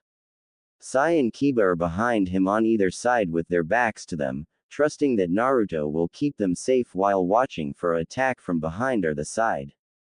Tazuna is in the middle or the triangular formation crouching as best he can behind the blonde's chains. Anko is about 10 feet in front of them all and is holding 2 kunai and is ready for where Zabuza will attack from. Where is this bastard? I can't really hear anything but if I were him, I would probably just, her thoughts stopping at the end knowing where his first strike will be. Naruto. Team, watch out. Anko calls out in the mist as she quickly tries to reach them, but Zabuza had already appeared in front of the team. Gotcha. Zabuza says into Naruto's face with a grin, or at least what looks like it from under the mask of bandages. Too bad it disappears when he swings his sword down on Naruto, only to have it stop when Naruto's katana is in front of him, stopping the blade on a dime. I'm sorry, what was that you said before about having us? I seem to have misheard you or something. Naruto says while Tazuna, his teammates, and Anko smirk, even in their bad situation. Zabuza is not amused however and starts to push down harder, either not seeing the chains that are now shooting towards him or not caring that they are there. Shut up, Gaki. Zabuza says only to feel the chains pierce his chest and he smirks. Instead of blood coming from the wounds, it's water. Mizu Bunshin, Naruto thought frantically, where is he then? Naruto then hears a faint sound approaching Anko. Anko, he's going for you, watch out. Shit. Anko curses and is kicked in the stomach and sent flying towards the water. Tsunejishu, Anko calls out sending her snakes from her sleeves and attaching them to some tress to stop and then puts up her kunai to block Zabuza's massive blade. Not bad girly, Zabuza taunts, but not good enough. Just as he smirks and jumps out of the way only for Anko to get hit with a water gunshot, meaning the Zabuza in front of her was a clone. Anko then went flying into the water and was swimming up to the top of the river, but the water was getting more dense. What is with this water? It's so dense I can hardly move. She thought in alarm. Suiro no Jutsu, water prison technique, Zabuza says to her, making her eyes widen. He then makes the Mizu Bunshin take the hold of the prison, while the mist starts dissipating. No, how could I get into this? Anko screams at herself in her frustration. Guys, you should take Tazuna and run away, I'll be fine. Anko calls out trying to get them to stay safe. Sorry, but no can do, Anko, I sure as hell am not leaving you behind with no brows over here, Naruto says, making Anko's lips twitch in amusement, but Zabuza gets a tick on his head. What was that, you little bastard? Zabuza yells out angrily while everyone else laughs a bit. Just go, Naruto, led Tazuna to safety. Anko calls out again, happy that he wants to protect her but scared as hell that he might die doing it. My mind's made up, I'm staying. Naruto responds defiantly, alright guys, this is gonna be a pretty good test of our teamwork, but we can do this. Naruto says confidently. I'm with you, Taicho. Kiba says, along with Sai nodding his head, making Naruto smile at their loyalty. Good. First things first, we free Anko. I'm going to use one of my wind jutsus to shake him up a bit. Sai, you make more of you drawings and engage, and Kiba stay back with Tazuna and only join in when you see an opening. Got it. Hi, they both say with Sai taking out his scroll. Naruto shoots to the tree using his chains to climb faster than running and prepares his jutsu, going through the hand signs he shouts, Futon Senpu Metsubo, wind release, whirlwind destruction, he calls out and sends hurricane force winds down onto the Zabuza clone and the original. Shit, this wind power is unreal, the Zabuza clone thinks while trying to keep his hold on the water prison, but the winds are too strong and his power is weakening. He then spots some lions that seem to be made of ink coming towards the real him. Damn, maybe these guys are no joke. That guy is good, he leads and he inspires his teammates, and these winds are outrageous, the nearby masked girl says with awe and a rising blush on her face. Choju Giga. Super Beast Scroll, Sai calls out afterward, and the lions jump on Zabuza to distract him from Naruto as he was making his way towards him. Zabuza is then thrown into the next clearing over, having lost his footing from the ink lion attack and the strong wind jutsu. Kiba then sees his opening and he sends Akamaru to finish off the weakened clone and free their sensei. Thanks, Akamaru, and good work, you guys. Anko says with a proud grin to her whole team before noticing Naruto was not there. Where's Naruto? She questions. Still fighting Zabuza, I think. He was thrown to the next clearing after my ink lions threw him off balance and Taicho's jutsu came down on him. Sai responds. You two should protect Tazuna while I go search for them. Anko orders while taking off quickly as the two do what they were ordered. You alright, Tazuna-san? Kiba asks kindly as Akamaru and Sai come back to help him. Yay. I'm doing fine thanks to you guys, who knew that Blonde would be that smart and powerful. I'm glad to have gone to the Leaf Village, that's for sure. Tazuna responds, making them smile at his words. What? You doubted us? Naruto is easily the strongest genin of the village. In fact, he should be higher level but chose to stay back with us in school. You're lucky to have him watching out for you. Kiba responds with a grin. I agree. He is a good leader and he is powerful, but don't forget about us, we are not pushovers either. Sai responds with a small grin as well as in the weeks on the team he has begun to regain his emotions to a small extent. Back with Naruto, he had moved to the ground while watching a slightly scratched up and bruised Zabuza. Give it up, no brows, this fight has gone on long enough, let's just talk. I have nothing to say to you, brat. Zabuza says, going trough some more hand signs. Sweden. Daibakufu no Jutsu, water release, great waterfall technique, and a spiral of water appears around him as he sends it into the sky at Naruto. Too bad. Naruto says as he also goes through some hand signs. Futon. Kami Oroshi, wind release. Godly wind from the mountains, Naruto says as a wind spiral shoots from at the water spiral with incredible speed. As both attacks hit, the water stops dead in its tracks and explodes in all directions. It even throws Zabuza back into a tree with a good amount of force. What is this kid? He thinks as Naruto then runs at him and kicks him in the stomach and elbows him in the head before he can recover. You should have accepted my offer to talk instead of fight, I would rather have not killed you. Naruto says as he readies his katana to strike the man down. As he begins his swing, he stops as two Senbon needles fly out of the trees and hit Zabuza in the neck, making him go limp. Thank you for dealing with Zabuza. I have been hunting him for a while and I don't think I could have beaten him if you didn't wear him out. A feminine voice calls out and Naruto looks to his side to see what he thinks is a girl, but he couldn't tell as she had a mask. He had looked at the placement of the Senbons and could tell it was only a death-like state as he was trained to do the same thing. I think I'll let the go for now, besides I can sense Anko coming near. Naruto thinks to himself with a grin, that's alright Hunter-chan, I don't think he is going anywhere for now.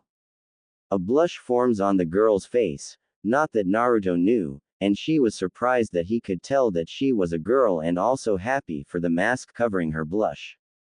Well, I will take the body away now. Why am I blushing? It won't go away either, God he is so handsome. She thought to herself in a bit of despair, knowing they were enemies, not that Zabuza treated her very good anyway. Maybe I should mess with her a little, that sounds like fun. Naruto thinks, aren't you going to destroy the body now? As in right here, right now. She is mentally freaking out, but she is saved as the woman she saw came into the clearing. Naruto, are you alright? Anko asks as she just missed the last part of the fight but she saw most of it. She gets a little cautious seeing a mist hunter nin, standing by Zabuza's body. Who is this, and what happened? This is a mist hunter nin, she threw Senbon needles into his neck after I had beat him, she is going to dispose of the body now. Naruto said with a smirk at the girl who right now is slightly freaking out. Sorry, but I have to go now, goodbye. She says and she throws Senbon towards Anko out of nowhere as a distraction. Anko, who is not ready at all, can't get away on time and she knows and Naruto knows. Anko. Naruto yells as he uses his wind element to speed himself up to take the hit and save Anko. He gets hit with 3 needles sticking out of his back. What? He jumped in front of that woman, why? The girl with the mask asks herself as she feels scared that he did that for the woman and also worried that he might die. She is even a little jealous of the woman, She gets to spend a lot of time with the loyal, brave, and handsome blonde. On the outside, she just picked up Zabuza and his massive sword and turned to leave. He is a true ninja. I hope that we will not see you again. I'm sorry for what happened as well, goodbye. She says, trying to force her body not to go and help the blonde, and she disappears with a shunshin with Zabuza. Naruto. Are you alright? Anko screams, trying not to completely start bawling as her eyes are already watering. Why did you do that? She asks her now unconscious blonde crush, seeing that he was alright and just unconscious. Naruto, why did you do that? I don't think those Senbon were going to be any vital hits on your sensei. Kiyoshi's voice calls out worriedly as he is now in his mindscape. I knew that, but still I wanted her to be safe, and if I can take the pain instead of her, then I'm going to do it. Naruto says, making Kiyoshi love him even more as she knows for certain that he will do anything for his loved ones. You know, I love you so much, Naruto-kun, but could you please be more careful? You're going to be fine in a few hours though. Those Senbon pierced your back quite deeply and have hit some important nerve clusters in your back. Add the fact that you used a good amount of chakra in your jutsus, you're gonna be out like a light for a while. Kiyoshi says to the blonde. I love you too, and that's fine, I needed the rest anyway. Plus, now we get to spend more time together now. Naruto says, making her blush like crazy with a beautiful and genuine smile on her face. Anko, tearing up slightly, smiles in happiness. I can't believe he would go that far for me. I love you, Naruto-kun. She thought to herself in happiness, knowing that he didn't want her to be hurt. She then starts heading back to the group after pulling out the Senbon, and watching in fascination as the holes heal up almost instantly. What happened to Taicho? Sai asks, seeing one of his friends in Anko's arms. He did it. He beat Zabuza, but a hunter nin had thrown Senbon into Zabuza's neck when Naruto was going to kill him. But we can talk later, she says to the worried boys. Hey, you old bastard, how far until we get to your house? Anko questions angrily, with a glare that scares Tazuna more than even Zabuza did. 30 minutes, I'm sorry for doing this to you guys. I promise I'll pay you back the right amount when the village starts to prosper again. He said with clear guilt in his tone. He started to like the blonde-haired kid, and to see him unconscious because of him was sad. Fine, let's just get him to a bed and we will finish the story when we get there. Naruto needs rest. Anko says, lowering her glare but still angry at Tazuna for lying to the Leaf Village, but she also understands where he is coming from. Just like Tazuna said, it took only about 30 minutes until they reached a small house. Tazuna goes up and knocks on the door. Tsunami, it's me and the ninja I hired to protect me, one is unconscious and needs a bed. He says loudly, and smiles when he hears footsteps running to the door. As the door opens, a beautiful woman with black hair that goes to the middle of her back comes out. She is wearing a pink shirt with a red collar and a blue skirt. She looks down at the boy in Anko's arms and quickly lets them in. Is he going to be alright? Come on in and put him in the guest room upstairs. I am Tsunami, by the way. She says while still staring at him with worry on her face and even a slight blush. Anko nods to her while moving in the direction she was going, not noticing the blush. Thanks, and he'll be fine, he just needs some rest. I'm Anko Mitarashi, this is Kiba, Inuzuka and Sai. She says as they head up the stairs. After putting Naruto in the guest room, everyone sits down at the table while a boy that has spiky black hair and dark-colored eyes comes in.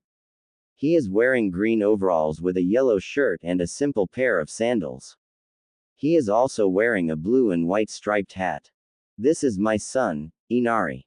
Tsunami says to the team kindly. Alright, well, I guess I can finish the story now. Anko says while everyone becomes curious, all except for Inari, who just goes up to Tazuna. It's good to see you again, Grandpa. I'm gonna go to my room now. Inari says. Don't you want to hear the story? That blonde-haired kid is incredible. I'm sure you would like to hear it. making Tsunami even more curious about the handsome, young blonde. No thanks, they are just gonna die anyway, he says, shocking the ninja and making his mother and grandfather angry. Inari, how could you say something like that? Tsunami says to him with a scolding tone. That boy upstairs saved my life at the risk of his own. He could have just left me to die, but he chose to help me anyway. Tazuna adds in angrily. Whatever, the boy says while going up the stairs. How could he say that about us in Naruto Taicho? What's his problem? Kiba asks, clenching his fists. A year ago, my husband Kaiza was the hero of our village. He helped out around here and everyone looked up to him like a hero. When Gato came, Kaiza stood up to him, but Gato didn't want any opposition, so he captured Kaiza. In front of the entire village he had Kaiza beaten and then executed. Tsunami explains while wiping the tears from her eyes. Inari has never been the same after that. The team was stunned to hear what had happened to this very nice family and didn't know what to say after that. After a fairly awkward silence, Enko decides that it's time to tell her story about the fight. Let's get back to the fight. I had seen Naruto in front of Zabuza, who was on the water.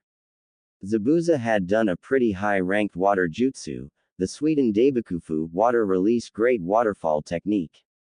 Naruto, seeing the attack coming, prepares a wind jutsu that would be just as strong, the Futon Kami Oroshi Jutsu, wind release, godly wind from the mountains. Enko says, getting the undivided attention of the others in the room.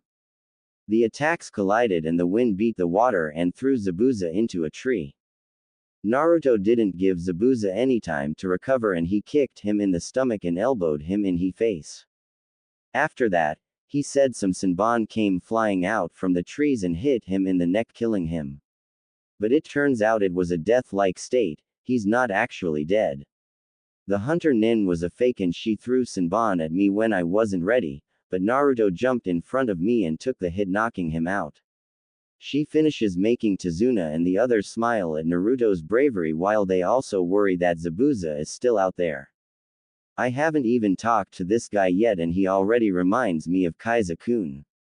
Tsunami thinks to herself with a small blush, wanting to talk to the brave young man. What should we do now that Zabuza is still out there? Kiba asks, making the others look to Anko. Seeing this, Anko says, don't worry too much, we'll handle that when Naruto is up and able to move, which should be around dinner time or so, knowing him, which makes them feel better that he would be alright soon. Just give Naruto some time to rest and when he's ready we can train for the fight. I'd say we have about 2 weeks until Zabuza is back to normal. How does Naruto have chains coming from his body? I never saw them or anything. Tsunami asks curiously, as they were also mentioned in the previous battle they were told about.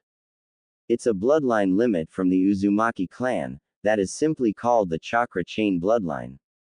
Anko explains simply as she and the rest of the team finally get some rest. Waking up, Naruto opens his eyes to see the same woman that opened the door for the team, but being unconscious he hasn't met her yet. Looking into her beautiful dark eyes, he asks, "Are you an angel?" He then suddenly remembers that he's not dead and blushes in embarrassment. But not as much as Tsunami does. An angel? He thinks I'm beautiful, that's so sweet. No, I'm Tsunami, I'm Tazuna's daughter. She replies with a beautiful smile and a pink tint to her face. Oh. I'm Naruto Uzumaki, thank you for letting me and my teammates stay here. He says awkwardly while looking at her eyes. She has beautiful eyes. No need to thank me, Naruto-san, in fact thanks to you, my father came back safe and sound. I heard about your fight and I'm very grateful to you. She says, making him blush in embarrassment. He just smiles at her and rubs his head sheepishly, making the woman stare at his bare chest and blush harder. Dinner is ready, so I thought I could come and wake you up, plus I would like to thank you again. My father said that if you didn't come then the others wouldn't have either. He said that you inspired them to follow you. I think that's what makes the perfect leader, and I can't thank you enough. She says to him with a small bow. Please, No bowing to me, stand up.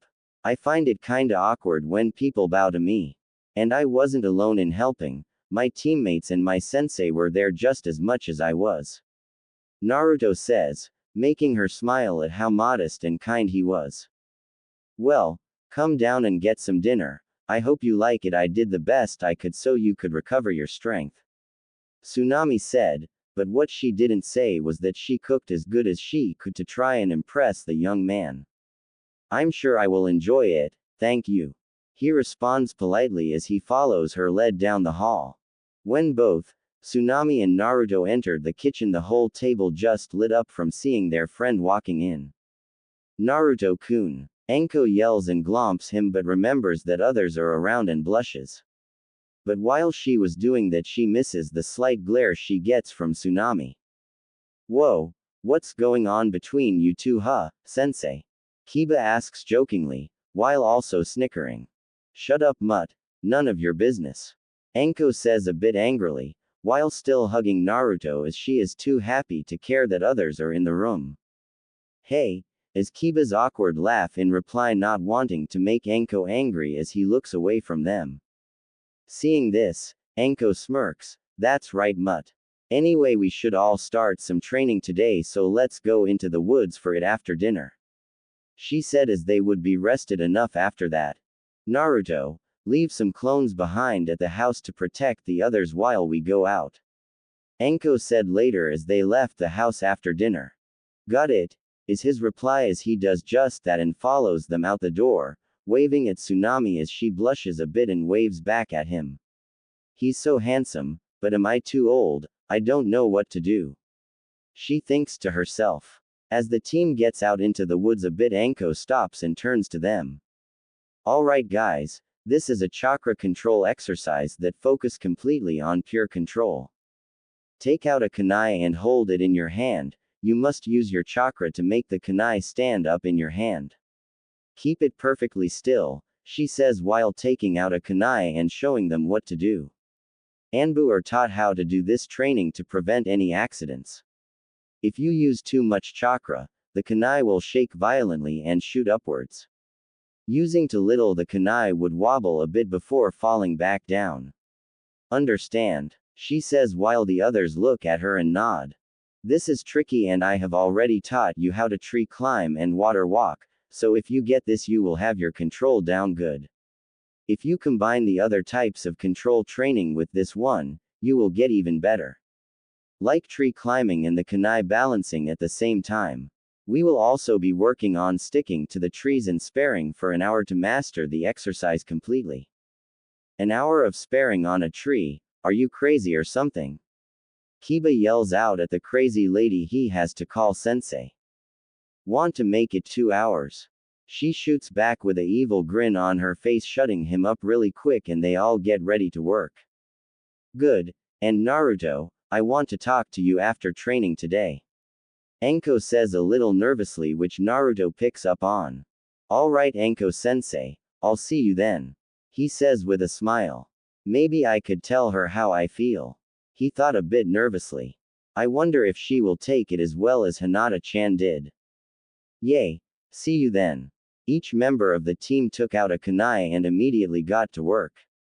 All of the boys had about even control due to having used all the chakra control exercises.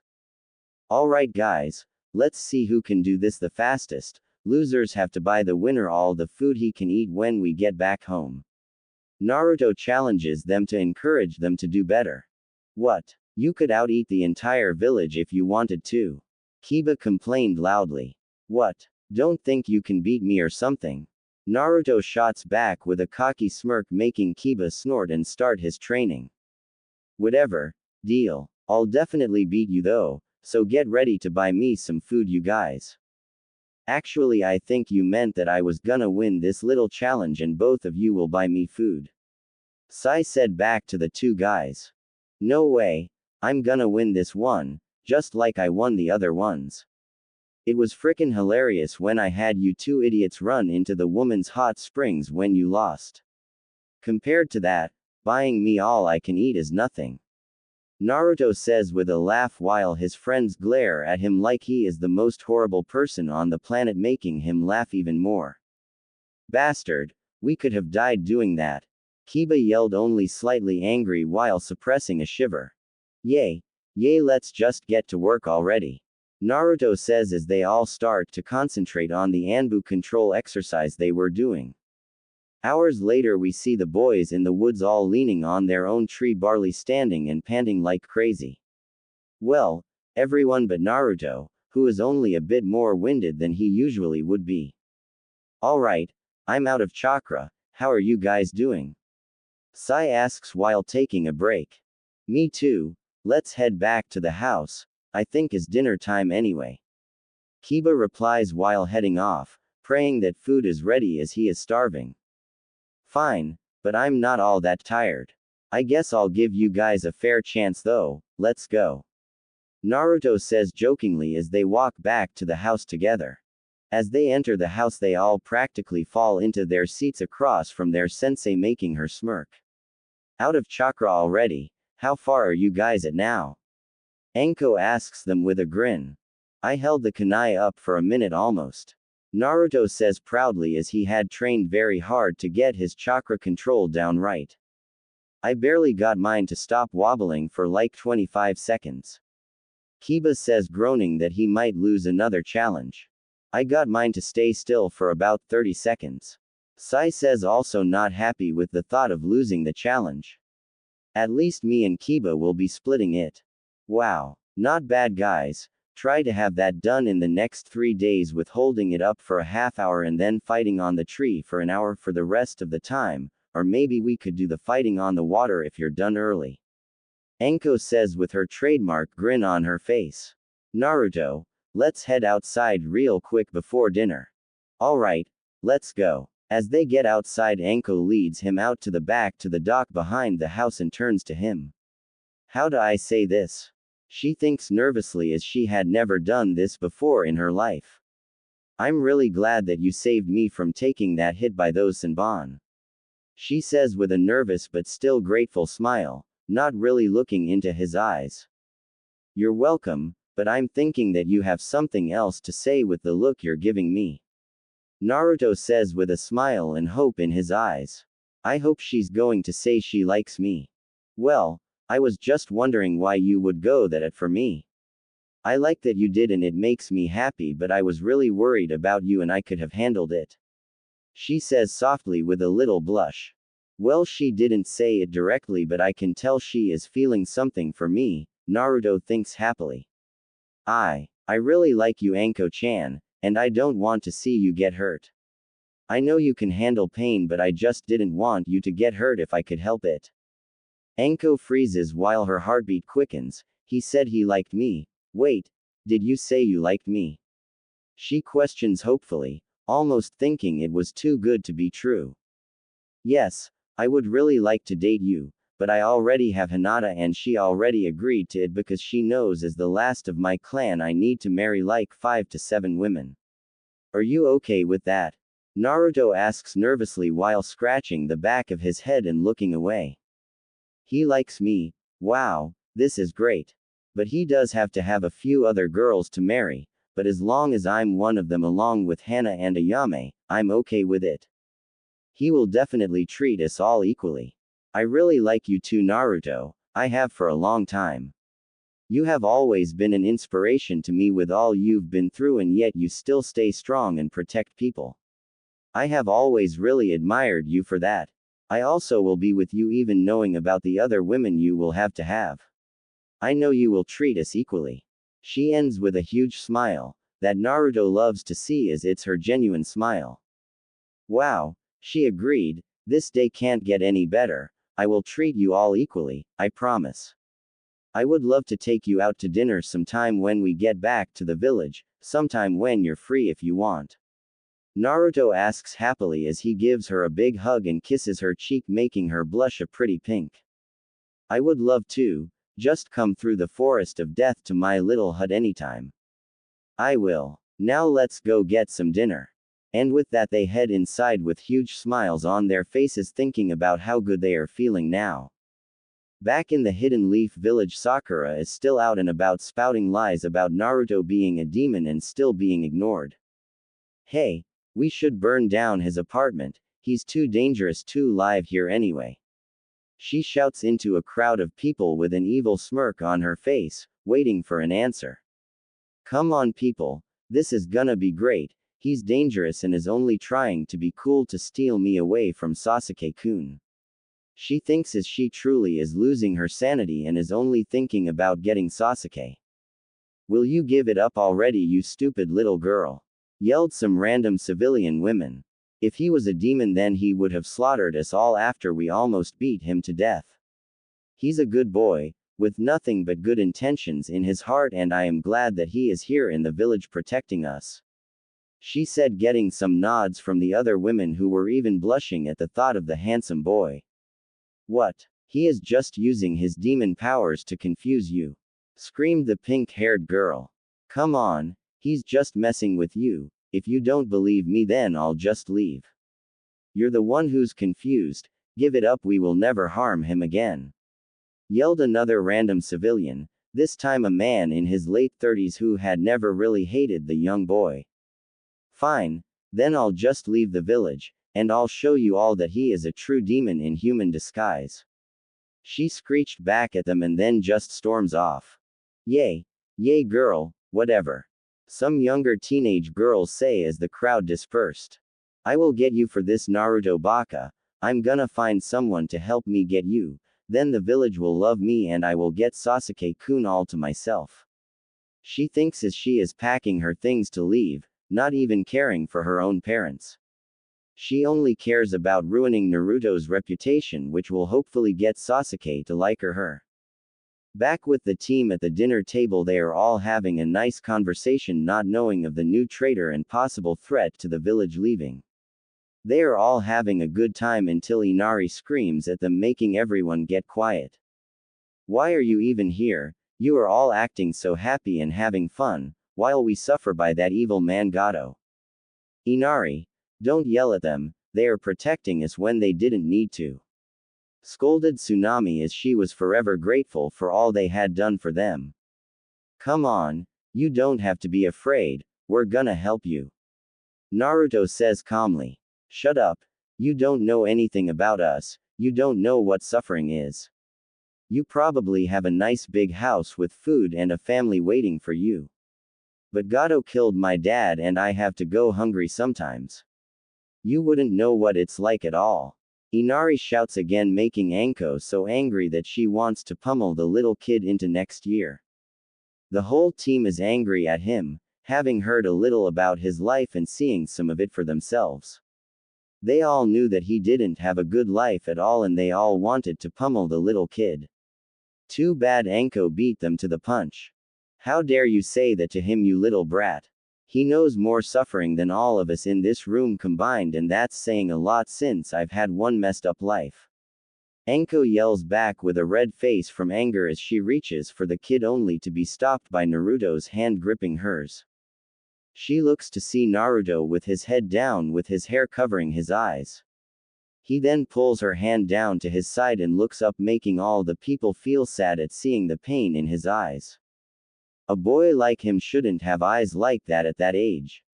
What happened to him? Tsunami wonders as tears come to her eyes. Whoa, his eyes. Inari thinks while regretting what he said. Maybe I was wrong about them. It must have been hard to live like he did. The others in the room thought sadly while waiting for their blonde captain and friend to speak. Have you ever felt so helplessly weak knowing that you just might not be strong enough to pull yourself back home at night? Have you ever been soaked in your own blood waiting for death, just wanting it all to end? He says softly, making the girls in the room burst into tears. Inari also starts to cry and the other guys have water in their eyes and their heads down in silence. Have you been beaten, stabbed, used for target practice, burned? Have you ever went without food for weeks on end, eating only garbage and some small animals? Have you ever been glared by almost your entire village and not know why? Have you been called names by those same people all the time when you walk by? Have you been refused service to most places in the village, and when they actually let you in, you would be triple charged for broken things or rotten food? He speaks with a slightly more forceful tone. I have felt all of these things. I know what pain and suffering is much more than you do. I have grown up a hated orphan, so I don't know what it's like to lose a parent. I am sorry for your loss, but you have your older sister here, and your dad while I had nothing. Tsunami, despite the situation, blushes as the comment about being Inari's older sister. Well, I guess I'm not too old in his eyes then. Why does the thought make me feel so good? We are here to help you whether you want us to or not. He continues as he stands up from the table and heads towards the door, only to stop and turn his head behind him with a small sad smile on his face. No one will suffer like I did, is the last thing he says to the family and team of ninja as he leaves them to sit in silence. Is that all true? Tazuna asks after wiping his eyes. Yes, but that was mostly the watered-down version of his life. Enko says sadly, he has so many hidden scars on his body you couldn't count them all. He hides them under a genjutsu so no one can see them. I think he is ashamed by them. She says sadly while wiping her tears and leaving the room with all the horrified people in the dining room. Oh my god, it was worse than what he said. How could they do that to him? Tsunami asks while finally breaking down and sobbing uncontrollably. I never knew. Inari says while running to his room to think about what he did. I knew it was bad but never that bad. He gave us an even more watered down version before, but it was nothing compared to this one. Kiba says sadly while Sai just remains silent. Naruto is now walking around outside where they were training earlier. I don't think I should have told him that and made all the others cry. Do you, Kiyoshi-chan? He thinks to Kiyoshi, who had heard what he said. He had to learn that some people always have it worse than others. If you didn't tell him, he would always have acted that way to anybody. I think you did the right thing, so just do some training to take your mind off of the argument. Kiyoshi says back softly. Good idea. I always feel better after some training. Let's get this kunai balancing thing down already. Yay. Just focus and you should be able to hold it for a couple minutes. I heard about your bet and I think you did a good job of motivating them. You could out-eat the entire village and still be hungry after all, so no one would want to pay that much. She giggles at that, trying to lighten the mood. I don't eat that much, just a little more than the average family of 3. He says back jokingly. Haha, alright, whatever you say, just get to work already. Kiyoshi says to him. The next morning after Naruto's training, there is a small building in the middle of the woods. I'm heading out to get you some herbs to heal up. I'll be back, Zabuza-sama. The young girl who saved Zabuza says to him as he is in bed. Fine. Just hurry back and don't do anything stupid while you're gone, Haku. Zabuza says to her, not really caring for her life, just the fact that she could bring trouble to him. I will. Haku says with a conflicted look on her pretty face, not showing it to Zabuza. She couldn't stop thinking about her life ever since she met the handsome blonde boy. She feels that she could find something better than a cold and uncaring master who makes her do things that she really doesn't want to do. Walking through the woods, Haku goes to a spot where the herbs could be, dressed in a pink kimono while carrying a basket for the herbs and with her hair down. Suddenly she sees someone laying in the grass nearby the herbs she needs and she looks closer. It looks like that handsome boy who fought and beat Zabuza-sama somehow. I really don't want to hurt him though. Haku thinks to herself as she walks over slowly, trying not to wake the boy up. What she didn't know is that he knew that she was there, but he didn't want to scare her. This is interesting. I wonder what she'll do and who she is.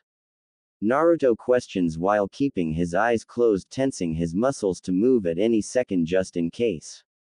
She stops next to him and is reaching towards him to shake his shoulder. Hey, get up. You'll catch a cold if you sleep here. She says kindly with a genuine smile on her face. Slightly stirring from his sleep, Naruto stretches and rubs the sleep from his eyes. Oh, hello Tenshi-chan. Naruto says with a smile, making her blush like crazy from his compliment and more from his smile. God, he is so handsome with that smile, and he called me an angel, how sweet. She thinking to herself. Trying to control her blush, she stutters out, my name is Haku, what is yours? Naruto. Naruto Uzumaki. Nice to meet you, Haku-chan, what are you doing here so early? Naruto questions innocently. I'm picking herbs for my friend, he has been injured recently and is healing up. But I think I should be asking you that question. Haku asks with a light giggle, trying not to seem threatening to him. I was training, I must have fallen asleep before I went back to my client's house. Naruto says back to the girl. Training? Are you a ninja then? Yep. I'm a ninja alright. He said proudly, making the girl giggle again. So do you want some help picking your herbs? Sure. Thank you. Why were you training out here anyway? You seem pretty strong already. Haku asks and blushes some more when she remembers his skill and charisma. I'm pretty strong, I guess, but I want to be even stronger. Why? Do you have some precious people to protect? Haku asks. I think when someone has precious people to protect, that makes them truly strong. Though Zabuza helped me, I can't say that I really find him all that precious to me. She thinks sadly, as she was only really indebted to the man. Naruto then goes into his patented thinking pose, making the girl giggle to herself even more, while holding herself to the ground so she doesn't glomp him. I do have precious people, and I would give my life in an instant to protect them. I wouldn't be half as strong as I am now without them. He says confidently, making Haku's smile widen. Good. Then you'll be very strong in the future. She says honestly as she starts walking away. Well, it was nice meeting a pretty girl like you, Haku-chan. I really wish you would not fight for Zabuza though. He says as he could fit the pieces together, which makes the girl freeze. How did he know I'm working for Zabuza-sama? She tenses her muscles to run as fast as she can. How did you know that? I'm not going to hurt you, Haku-chan, I just want you to live the life that you deserve and want. I knew you were working for him by the way you act. You have the grace of a ninja, added to the fact that you have the same hair and are the same size as the other person I saw. I would rather have you as an ally rather than enemy. He says calmly and truthfully. I don't sense any lies from him, and it would be nice to get to know him better. Haku thought with a small blush. Alright, I'll have to think about this. She says calmly, but her mind is really going inside out right about now. It was nice meeting you, Naruto-kun.